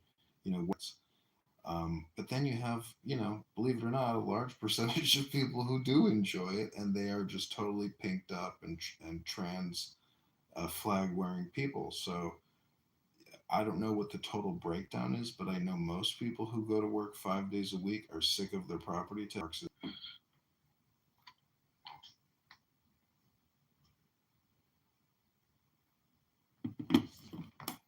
And the fact of the matter is, since the federal government is broke, if they're not willing to borrow and spend, most of these major cities, which get tens of billions of dollars from government, falls apart, because most of the system is relying on federal aid all the time. Well, it's just like this sentiment that I hear, on Clubhouse primarily. That's like, we spend all this money in Ukraine, healthcare availability here, and basically fund a welfare state here. People aren't saying like, no, don't send money to Ukraine so we can pay off the national debt. That's not the first thing that comes to mind. It's don't send money to them when Americans deserve the argument that the money sent to Ukraine or Israel is the problem with the debt doesn't understand the economic problem. The two biggest expenditures are the money. It's why to consider having social safety nets. It's just the one that we've constructed is a fucking Ponzi scheme that's going broke. And it will be broke. By 2035, the Social Security Trust Fund will be completely empty, at which point we'll only be able to fund 71% of the liabilities. And at that point, you're going to have to do some drastic measures. Raising the age to collect, reducing the benefit, or you could raise taxes. And raising taxes can happen in a couple ways. You can raise taxes across the board, or they could do go after the rich and say that raising the cap. But all of those things are going to be wildly unpopular, and also it doesn't fix the problem. It's still a Ponzi scheme. It depends. The system only works. It only works if you have more people paying into it than you have collecting from it. And so, then what the fuck would the immigrants do here anyways? The old logic was if you had a bunch of workers, you could get them to work and they increase your tax base, and then that's how you're going to get the revenue. But now, like, increasing the population doesn't necessarily mean that it's going to be an increase in productivity, because our increase in productivity is going to come from robotics and AI. I mean, hey, I agree with you 100%. I think your analysis is spot on. When 2035 gets here, though, and, that sort of thing plays out, I mean, I'm not an accelerationist. I don't want it to happen this way. But how likely are Americans at that point to say, okay, let's adopt austerity measures versus saying, no, we need to just eat the rich to pay for this. And that's the real problem. And I think that this population has been massaged into saying, let's eat the rich if we hit that critical point. Yeah, but and that's what worries me, you know. the thing is, though, if you look at Mises Institute or you understand like economic scientific principles or just math, you know, and I say math, not math, most of those people lost personally, but you know, I know they're brainwashed, no Kangs, and you know, eat the rich, but if they're honest and they're intellectually or academically inclined, they have no choice but to accept the fact that like the way that Milei is running Argentina is the way you grow an economy. You know, you slash government and you get international investment in. You know, people starting a business, you need marketing. I mean, Wrigley said, you know, if he had $1 million, he would spend 999,000 on investment on advertising.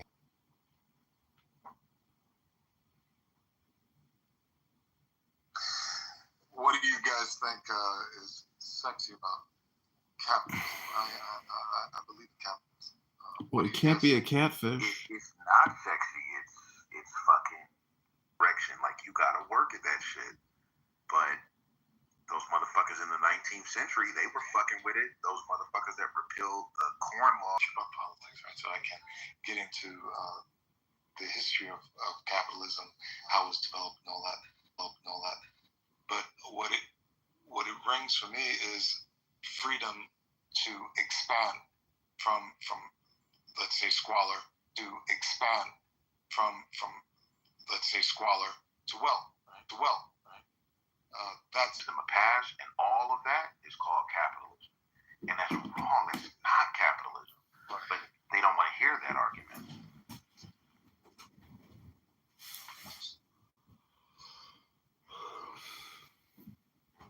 Time, Mike. We are supposed to $7 trillion a year, even though we only have a $5 trillion budget. Can you explain that to me? Even though we have you said the last part I missed. I said, can you explain to me how, you know, as a country or as a people, we can, which is the government, right? And we are the hookers, fucked, right? You know, so the masses, not just 1, 2, 100, 5,000. It has to be millions of Americans have to step out of that, you know, horrible diets, horrible behaviors. This is when it works. It works. It has to be something to do with what you're exposed to, and everything was like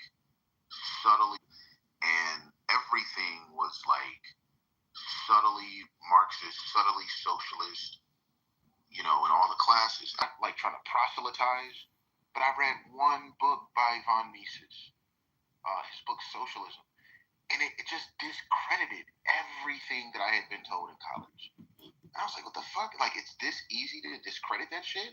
Just read this well-reasoned argument? Like, trying to have a Marxist revolution in New York City. I mean, it's so juvenile, but I just think so many people just haven't been exposed to the ideas, and probably because Fanon is low-key sexier than von Mises. I got a question. For you, Mojo. So one of the reasons why I like coming into your room is because you're not afraid to debate, right? And work through these ideas to get to either an agreement, a disagreement. You know,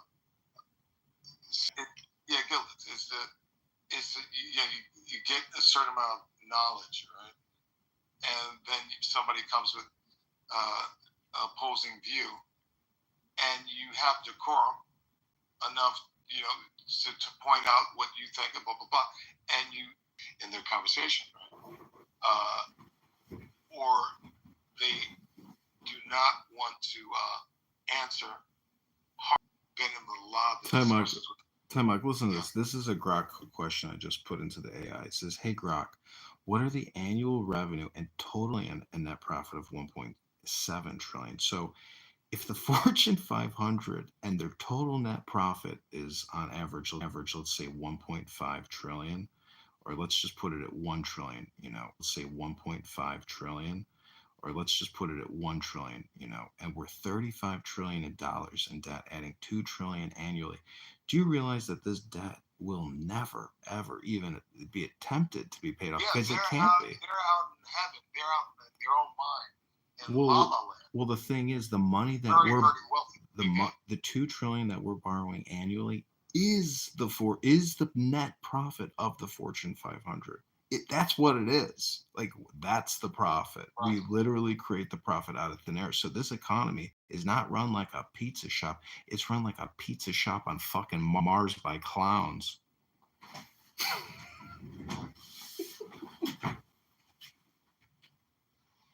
always goes back. How do you convince people of that argument? Well, that's what I was. That's because again, like, I don't know all these things. You guys know about politics and numbers, so I go to philosophy, and I go, any problem can be resolved if intelligent people get together that are serious about change, right, and willing to go through the hard work of change, as a group and as individuals. That's the only way, because they're the ones who created the problem. As I'm talking about the masses of people, right? And then you talk about, let's say, the 1%. They're part of it. They create a problem with people in a different way, but they are still the problem. So you still have to go to the people to get them to admit that. If you go, The debt that we have, 37 trillion. That's just a number that most people can't fathom. So you have to paint a picture for them. You have to say, well, how much it would be 25,000 miles high. That's the circumference of the earth. So you could stack $100 bills across the circumference of the earth to visualize how much debt we have. it would be like fucked up lives, right? But they're not. You gotta get to a place where they don't have any money. People need to be able to. You said it earlier. It needs to get real bad. But what my argument was, I don't believe it has to.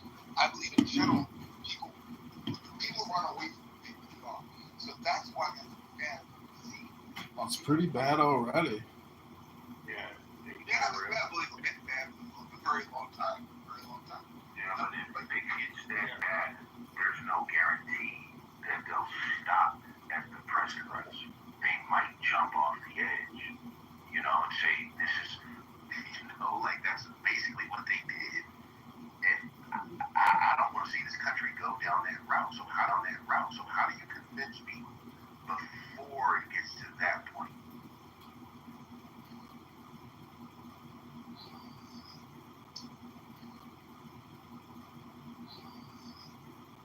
Okay, this is why you might look down on me about that, but I that's just where I was at. It's a herd psychology. Necessarily going to follow the herd psychology as in like a democratic fashion.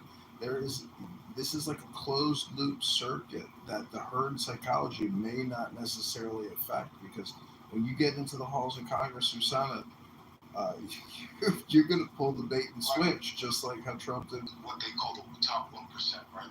Yeah, and I think this is also part of the problem you were mentioning earlier, where if you get the right kinds of against, and once they get high involved enough, they become part of the very thing that was, their antagonist. So that's what makes all this so difficult. Right, because they're human beings, and again, you have what? Look, people respond. You got Muhammad, right? So what I hear, what you guys and what I'm saying, it seems to me that it takes people like Jesus to come, because it ain't gonna happen. Is what I'm hearing from you guys. That's what I'm hearing. Listen, if they'll kill Jesus, just imagine somebody trying to take his throne. Yeah, well, Jesus didn't really give a fuck, right? Jesus did what Jesus said to do. We're all gonna die, right? You can't choose how you're gonna die, Roger. So you might as well, Well, no, you can absolutely choose how you're gonna die. No, you fucking can't, Roger. Yes, you can. You'd like to be a Joker, man. Robin Williams did. Energy doesn't die, my friend, and we are energy. That was proven by Holmes. The unknown, right? The past, present, and future are all one. Right? You know that, right? It's in the known that we see time. In the known. And that's where you guys are talking about. And I'm talking about that too. And pain, right? And suffering, right? It gets to a point where it depends on the person, but it gets to a point where you surrender, right? And that's where you have, it's a whole different world. But you have to go into the pain and surrender.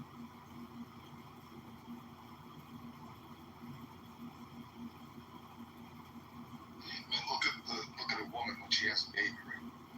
It's a painful thing, right? And then you have another life. So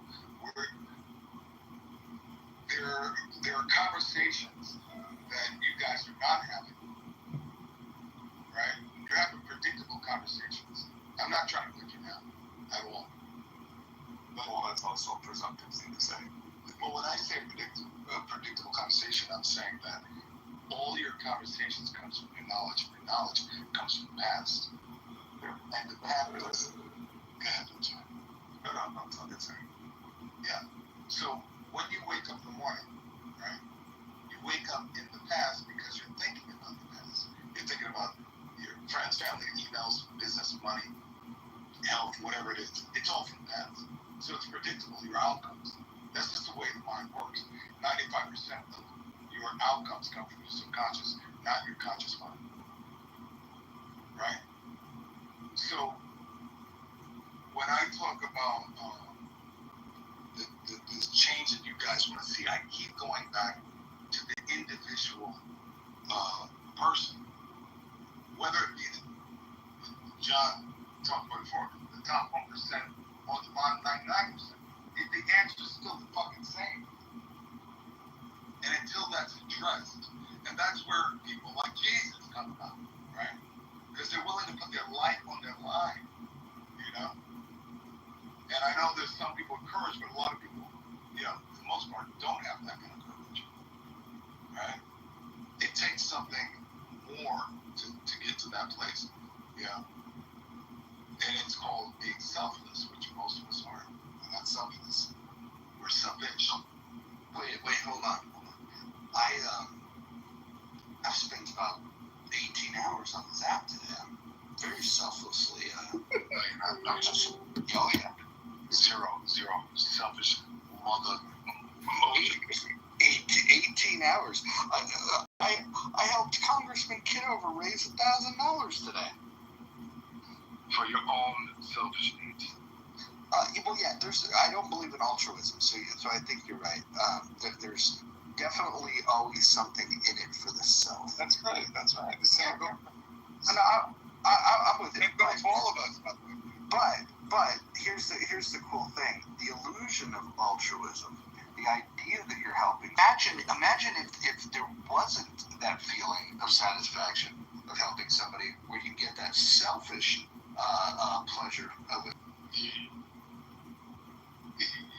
When you give, look, if I go all in the spiritual side of this, life is about attaining the of tomorrow, so that we feel like we're saved, and it's a paradox, right? So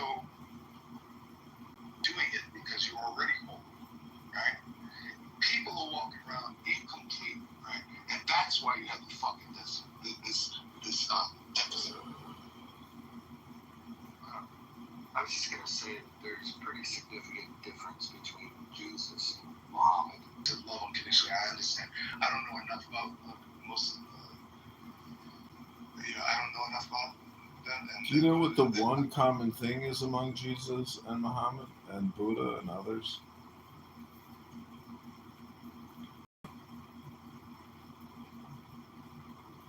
What? I read this in a book. But apparently they all disappeared and came back, with revelation. Moses went to the mountain. Muhammad went to the cave. Jesus went to, where did he go? Was it Egypt, I think? So when he was in hiding. Anyways, everybody has this revelation. They disappear, which basically they go meditate and come back enlightened. Yeah. I mean, you could judge the different, you could say great or men, in history, right? You could judge, but would you put yourself? Well, let me not even go there. I'll put myself there. Do you remember when Roger Mayhem left the app for like 7 months? He came back. I don't remember. Revelation. Sorry. So this. Do you think this is another one of those moments or no? Because again, like you said, it has to get really bad before it gets good.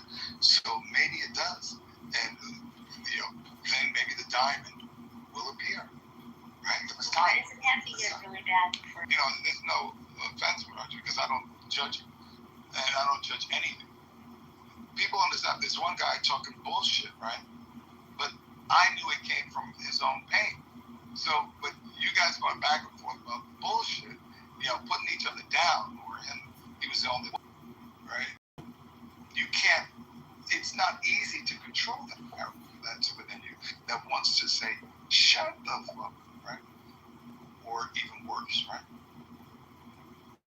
So, when you're able to tame that animal within you, right, and love someone that you wouldn't normally love, right, that's when you'll see change. Otherwise, it's the same thing. It'll be the same thing. Again, like it's the predictable past. And in the past, we have war. In the past, we have horrible things that happen. Then you have the Messiah. You have the Jesus. You have this. This is the nature of this dimension. It's duality. It's polarity. It needs to go to one extreme to the next. No, it's like humanity is like being bipolar in this dimension. But you don't have to be. But that's what we are in a bipolar environment. Until you recognize it, right, you're not going to be free of it. You're going to just be part of it.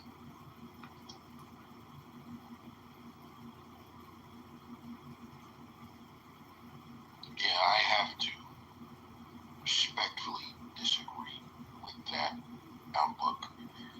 Of course you do, because that is predictable that you disagree. Yeah, but trying to mortgage my life to say, I've got to care about other people and put their goals over myself unconditional. Real quick. I said that would be the ultimate, right? The ultimate is that living in a place. That's like what you would say having unconditional love, right? When people die, they come back, they say, I experience a love that isn't on earth, right? My curiosity is how to get that love on earth. That was what I thought when I said, how could that? That's a challenge to me. I'm curious about that, right? How could I unconditionally love, right? Everybody. That's why I think unconditional love is a fool's game, with all due respect. Don't just love everybody unconditionally.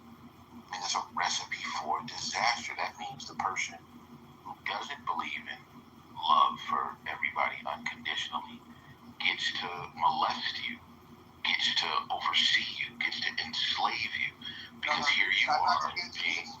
Don't take it. No, I mean, it's not even an extreme. It's just how it's played out. If I sit there and turn the other cheek, but you're interested in chopping off heads. How do I benefit from that arrangement? That's taking it to the extreme. It's not the extreme. It's just I'm not going to unconditionally get I think chopping off a guy that's going to chop my head off. I'm not going to unconditionally love them. I'm going to defend myself. That's the extreme. The chances of getting your head chopped off dramatically decrease if you leave Muslim countries. Thank you.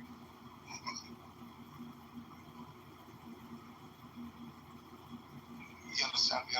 I'm not talking but I mean, it sends shivers down my spine because that's like telling slaves to obey their masters, man. Like, you feel better when you are hurt, right? You can say that's a subtle form of love, right? Then you go to the next level. The person curses you out, right? And you don't allow that reptilian out. You say, okay, I want to tell him go fuck himself too. And fuck him up, right? Oh, well, this shit. You tame it, and you go, okay, I see that you know nothing about me. It's them. I don't take any of this shit personally. I can do that on a one-to-one basis. Somebody calls me the N-word. I don't have to, go into gyrations trying to respond. But in terms of a civilization and a people, if we're just sitting here saying, we're not going to win that if we come in with this turn the other cheek proposition, they're going to win. But you're look, passed on, right? They come back, they see their body, they see everything before they come back, they experience this kind of love, right? Ultimately, it's letting go that this is all that there is, right? Yeah. All right. I can go down this on the dead, right? And I was talking to John, and we keep talking about the results of the thing that you're not talking about, which is yourself. If I put my hand on fire, my hand's gonna burn. I'm not gonna grab that other. If I put my hand on fire, my hand's gonna burn. I'm not gonna grab that other 3-year-old and put their face on that fire, right? So, well, I think we're all super because we're all creative. Whether you like what you're creating, see, first I believe in within yourself. Okay, let me ask you this way, if you don't mind. Is there any context that you can imagine that 2 + 2 doesn't equal 4? Like, is there some way that might not hold? That's where it might not be true. Yeah, in the spirit world. If you go into the unknown, okay, you will get the experience again. So you're saying there can't be. So let me be completely honest. That's foolish. Because there are a lot of things that I have not experienced. I haven't experienced living in Tokyo. But my rational mind tells me it's there, or spiritual context that will make that untrue. But you seem to believe that there may be. Kill this. Right? There's always somebody that proves with your this idea that you have that 2 + 2 only equals 4. Wrong. So I know I must have mentioned somewhere, but I'm not trying to offend you, and I'm not trying to. The thing is, I know all things. If I experience all things, when you just sit with that, you're gonna come up, and if you come with the answer yes, then my friend, you're not reality because you don't know everything. Well, Gildas, I got a question for you, please. Do you think it's extraordinary or just ordinary that we're sitting around talking on this app? Pardon? That we're going through space and spinning through space, but we're just sitting around talking on Clubhouse. Don't you think that's a little extraordinary? And you're not aware of spinning and going through space? No, I don't think it's extraordinary in the sense. Oh, really?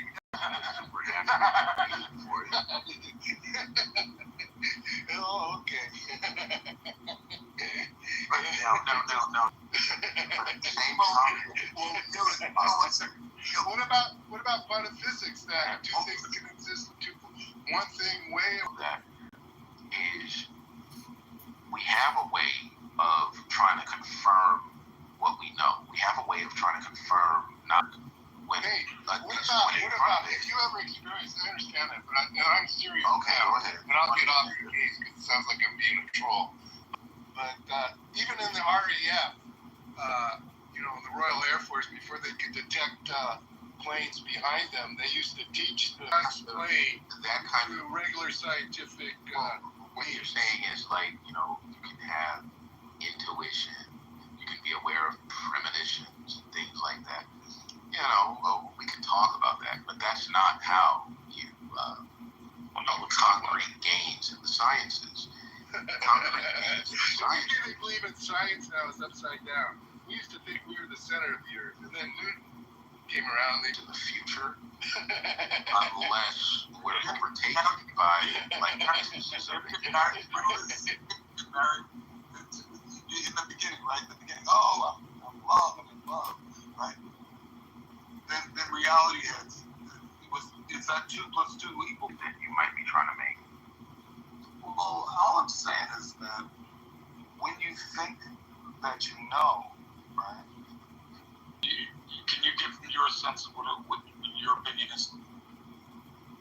About objective reality? Is that what we're talking about? No. Okay. I think there's if 2 doesn't represent 2, because 2 can be representative of something else. 2 is your let's very well. Let me not. Schizophrenic. So there's 2 of them. I could think of painting is beautiful, but you could say that's ridiculous. Right? So we could have 2 different perspectives on that painting. So in this context, this is what I'm talking about. Right? Where you might think something's beautiful, and somebody can think something's not. So 2 + 2 does not equal 4. In that context is what I'm talking about. I think you don't. That's not how you've been having this conversation. That You're talking about. You're trying to compare. I'm explaining it. Epistemology has to deal with how we can perceive the world. You see one object and another object. That's 2 objects. Now, aesthetically speaking, you're saying, doesn't equal 4. If you are saying, given things are stable, like Mojo said, given things are stable, 2 actually means 2. If you add 2 to 2, it has to be 4. Or guilt is going to be 5. Guilt is. I'm talking about the painting, not the number 2. Everybody knows 2 + 2 = 4. Everybody knows that. Guilt is. Everybody knows that. Right? Talk about the painting. That's what I always perception. Okay. So Alex just wanted to come up while you guys were talking and interrupt, but now I saw him.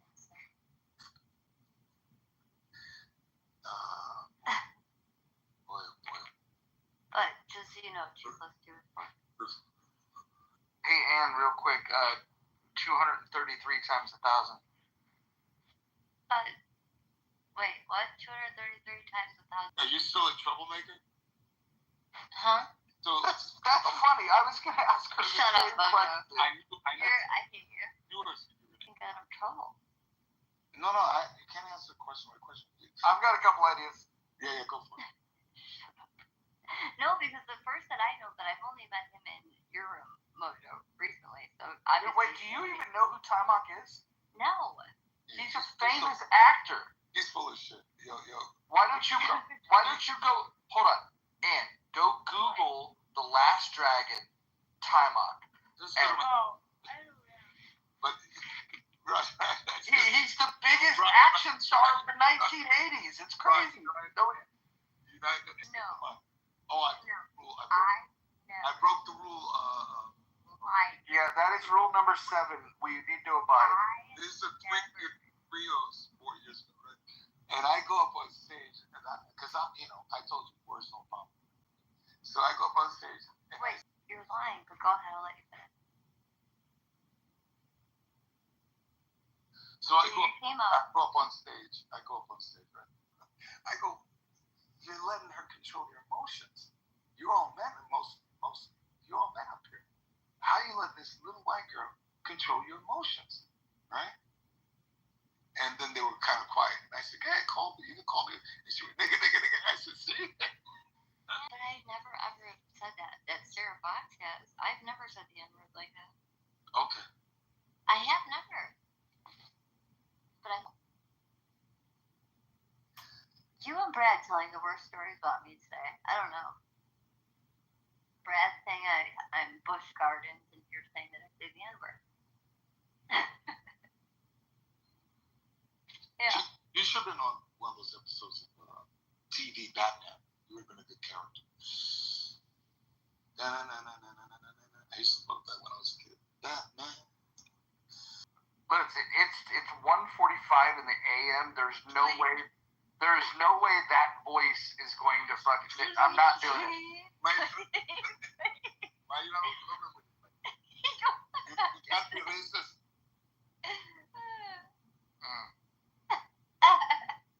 That voice is not the business. Not the business. No, that's like a 1:45 in the afternoon voice. There's no way. Old clubhouse. Imagine old clubhouse. You come, the guy come on stage, and then they expect you to understand what they're talking. Old ones, the old ones. Like, yeah. And I could if they were 14, 15, they hit up on clubhouse between adults, and they come on the stage, bitch, and they run off. It was hilarious. Well,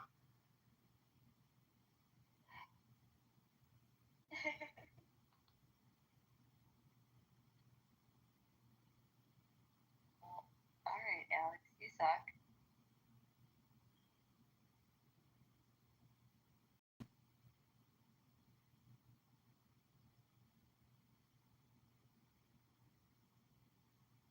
Look what you did. You broke Alex.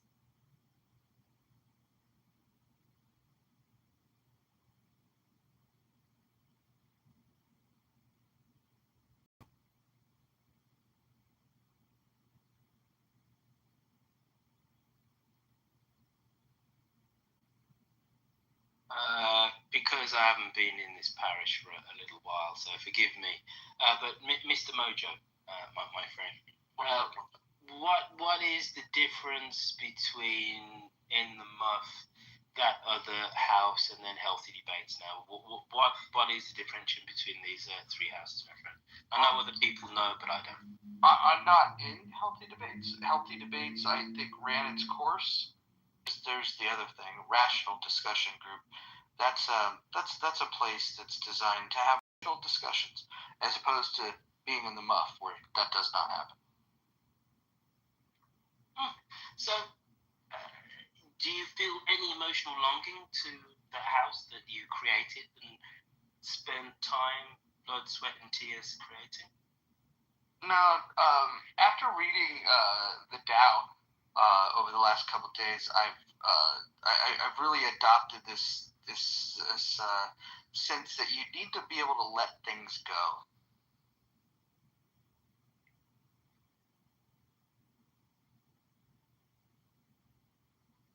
But not must.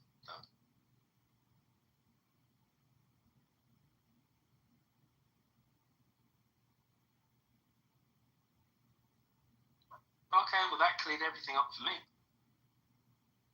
I'm sorry, what was the question? No, I said, well that cleared everything up for me, is what I said. Yeah. So what are you doing? Are you going to start doing some rooms again? No. Absolutely not, sir. Number one, it's a massive time suck. Number two, I was just talking to Adil, or Scoop, as he now calls himself, and I've been slightly sucked back into the world of Clubhouse because I've just moved into a new flat and I have time to think, and there's these walls can be pretty quiet, so you want to hear some familiar voices, and then you just, it's muscle memory. You hit that hand icon, and before you know it, you're talking in a room and whatever, and you fall back into it. But nah, I'm not going to. I don't think there's any point. And I think this is a great entertainment app, and it's a friendship app, and I've met 35 people from this app, and it's truly amazing in that. And actually, this picture is me and Denise Hamilton when she came to London about 3 months ago. But how many truly good discussions are to be had on this app? And to be fair, not to knock the app, how many times do we confront people with different views and we end up with our view being changed, in and off this app? And that's what I kind of like. However, that's not to take away from the great entertainment that you provide on this app. And you're a man of the people, and you know how to press buttons and conduct a room. And I say this to you all the time off the app. You're a genius, sir. Man, we're using that term. Not at all. You truly understand how to moderate a room, how to get... Honestly, like, I think I require a mix of that, and I don't know the proper mix.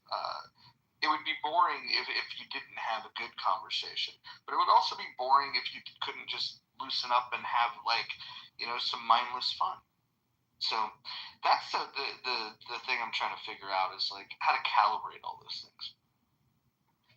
And I think you're spot on. And I've talked about discussion, and you've entered the word conversation, and that's really powerful what you said. And I think that, without wanting to make this at all political, but us on the left are worried about free-ranging conversations. You let people in from left and right. Your biases are out there. You don't hide from them. But you engage with people who are good conversators. Most of them, it's just true. You're very good at this app. Oh, that was sweet. Raising go for that dude.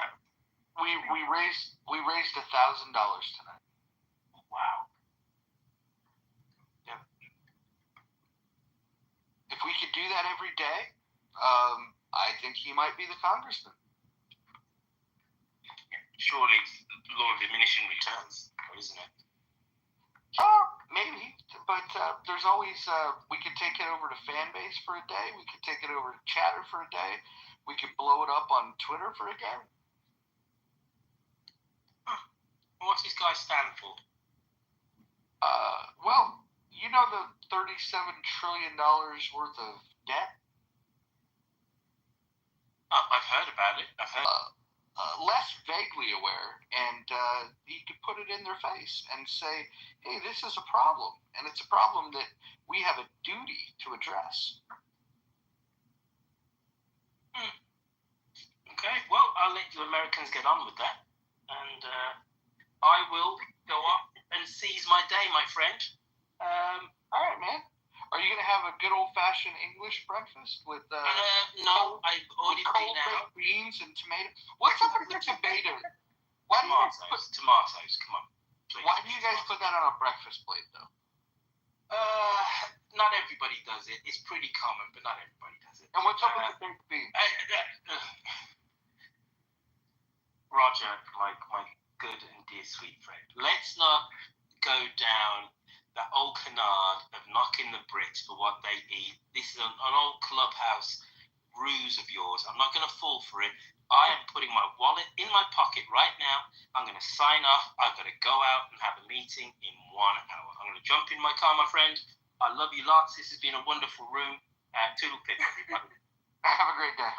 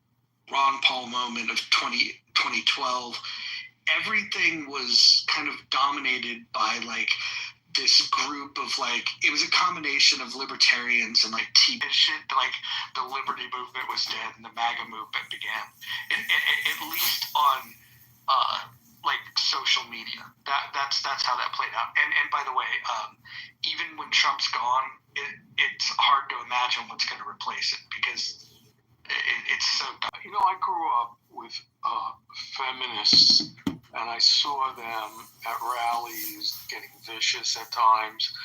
I mean, and they just have nothing now. And it's almost embarrassing to be called a leftist now.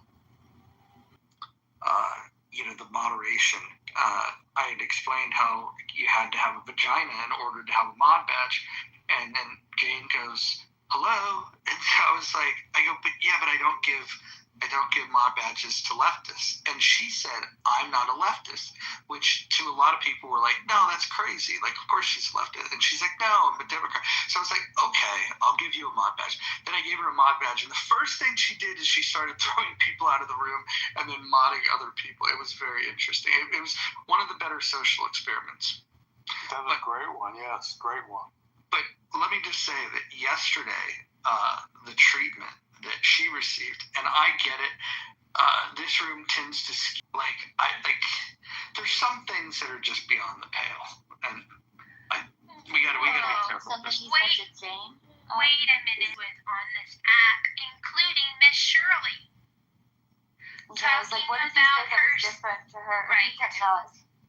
Let me go get some comments from the back channel, and you guys tell me, because again, I wasn't here. But He said maybe we should bring back physical violence against women. Maybe we should kick your teeth in and replace it with something else. So he didn't tell her to drip herself in blood and throw her in the ocean? I'm telling you, want to remember. But all of it was sick. I mean, and the stuff he said about you is nothing new, but he gets on this. Yesterday too. Well, I think what do you guys think of the term rape her and dump her in the river? Unacceptable. That's when he gets in combat mode. That's what he does. Who would do the sexual assault of Jane? Scarlett, the last thing in the world that I want to do is argue with you on this glorious Wednesday morning. I'll back up. No. But I'm just gonna say that if somebody says that to you, right? I know how I would feel about that. If somebody says that to Jane, just because I have closer alignment to your political views than I do to Jane, that's society, or we don't. I mean, your point's valid, and I really, it's a little frustrating when women have been telling men and other women for 4 years now that Brad, when he gets activated, is foul and indecent, and we don't like it, to now, because it happened to one of another like, where y'all been? Like, yeah, I don't want it happening to Jane. And what? We're more confident, we're more resilient, we are still Magnolia. Well, careful that last part. Swallow. Oh my God. You create visuals for people. There's something, if we're being honest, that when we get on Clubhouse, we kind of like these crash out moments, and we enjoy it. we do. Like it's like we enjoy it. It's like, oh, he's doing the thing, and he's winding up and he's taking everybody out. Far from some, from time to time. I just far from some, from time to time.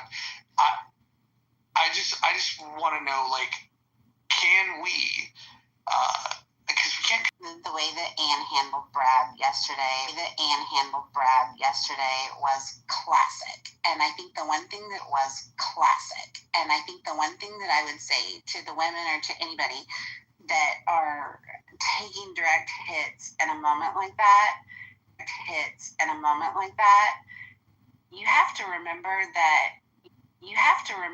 that you're the one that chooses to either pull things about Anne, and Anne's response to him once things calmed down. Anne's response to him once things calmed down and settled down was, I don't really know why you. Inside, she was like, "Oh my God, this is so." She was like, "Oh my God, this is so cringe, and I feel victimized." That's not cringe, and I feel victimized. That's not what she gave him at all.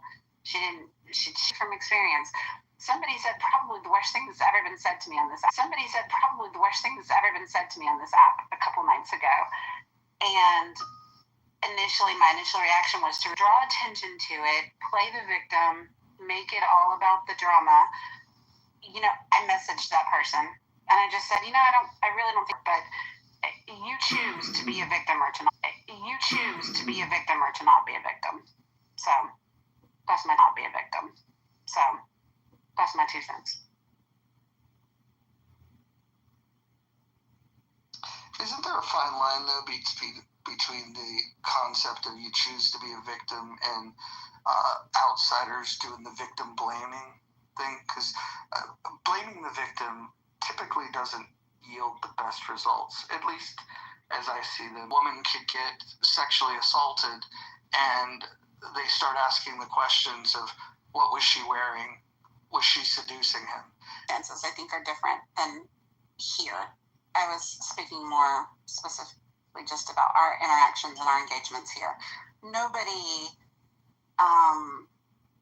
really has much authority other than humiliation, embarrassment. Nobody really has any feelings. I've certainly had my feelings hurt, and I've certainly acted like a bitch about it too. But I have no feelings. I was just going to listen, but then I realized you're talking about Brad. I was in a room and I heard him tell a guy one time that I know where you live and I'm going to drive up there and rape your wife.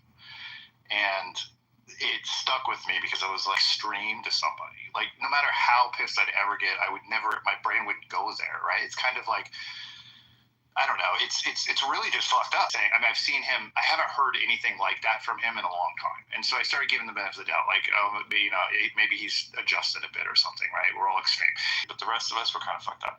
But the reality is that it's just really, really, really, really fucked up. Just in a lot of cases. He will not admit that he said this. He called me a liar in front of people. He started attacking me hard. Like, what I would expect of somebody who goes to that extreme, who's capable of getting there, is to be self-aware enough to say, yeah, I can get pretty pissed off and it's pretty crazy, but I'll tell you what, I would never do that. So I'm sorry about that, getting that far with you or something. I would expect that of a fucking man. So as much as what I would like to see, first of all, people need to educate themselves on pro wrestling. I think the concepts in pro wrestling would help have people buy in to the story itself. That being said, a heel, even if they are saying nasty things to the babyface and people want to protect, protect the babyface, right? Like if Shirley in this example was the babyface, and the audience is like, oh, you're not going to go after our hero like that. They run to the rescue. That being said, whether it's on Netflix or when it was on USA Network, there's still certain rules of what can be said on television. And so then you have to play within those rules. And I think that, there's got to be some sort of idea of like what is going too far. Like the heel can't just come out and say things like threatening people, doxing people, that sort of thing. And I would just say, why not encourage the over-the-top heel, but just put some guidelines on some specific things that you cannot say, like threatening people with violence. Because that would work if this was a community full of people who were upstanding individuals who held each one another accountable. No, if anything, people are terrified to speak out against him because he'll turn all that rage right to you if you raise your hand in there and say, hey, that's too far. Come on. I mean, I don't think you're really going to do it, but come on, that's a little far saying you're going to rape someone's life. I mean, he said those things to me on an electric vehicle conversation. Yes, yeah, that's what I'm saying. And so it's like, this is not a community full of people that are going to stand up in the face of that kind of attack and take it for themselves.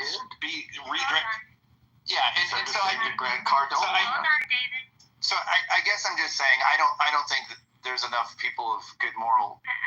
The fact that it's an electric car conversation that inspires wishes of harm or hypothetical disasters on individual people is what we're talking about. Thank you. Yeah, I think when people include in their rant threats of physical violence, threats of sexual violence, even if the threat's not credible, it's just, I think that's a line too far. And if somebody disagrees with that, I think that says more about their character than anything else. Just own it, and he should just fucking own it, man. He could diffuse it if he just said, "Listen, I know I say shit like that. Next time I say that, call me on it, and man, I'll stop because it's inappropriate, and I do lose my shit, right? I do get off my fucking rocker, and it's okay. I mean, like I'm sorry, and then he'll attack me for lying about him, and it's like, what the fuck? Like, I mean, and I've gotten past it, like I said, but the reality is that I'm not surprised. No, I was done. Go ahead. Yeah, I agree. And Roger, it's good to hear that because, to be honest, I'm kind of an ambassador, if you will, in this house. I appreciate your hospitality, me taking in a wretch like me from the left. And it's one thing to agree to disagree about politics and, one of your hard, steadfast rules I respect is, no N-word, no K-word. So it's one thing to hear Brad in the chillism room dropping N-bombs like he's hanging out in the street corner with his buddies. That was jarring. That was jarring. He was like, wow, okay, this is Brad in chillism. Got it. But for him, the river, and then to Mike's point, not even try to be like, okay, it's been a rough day, whatever.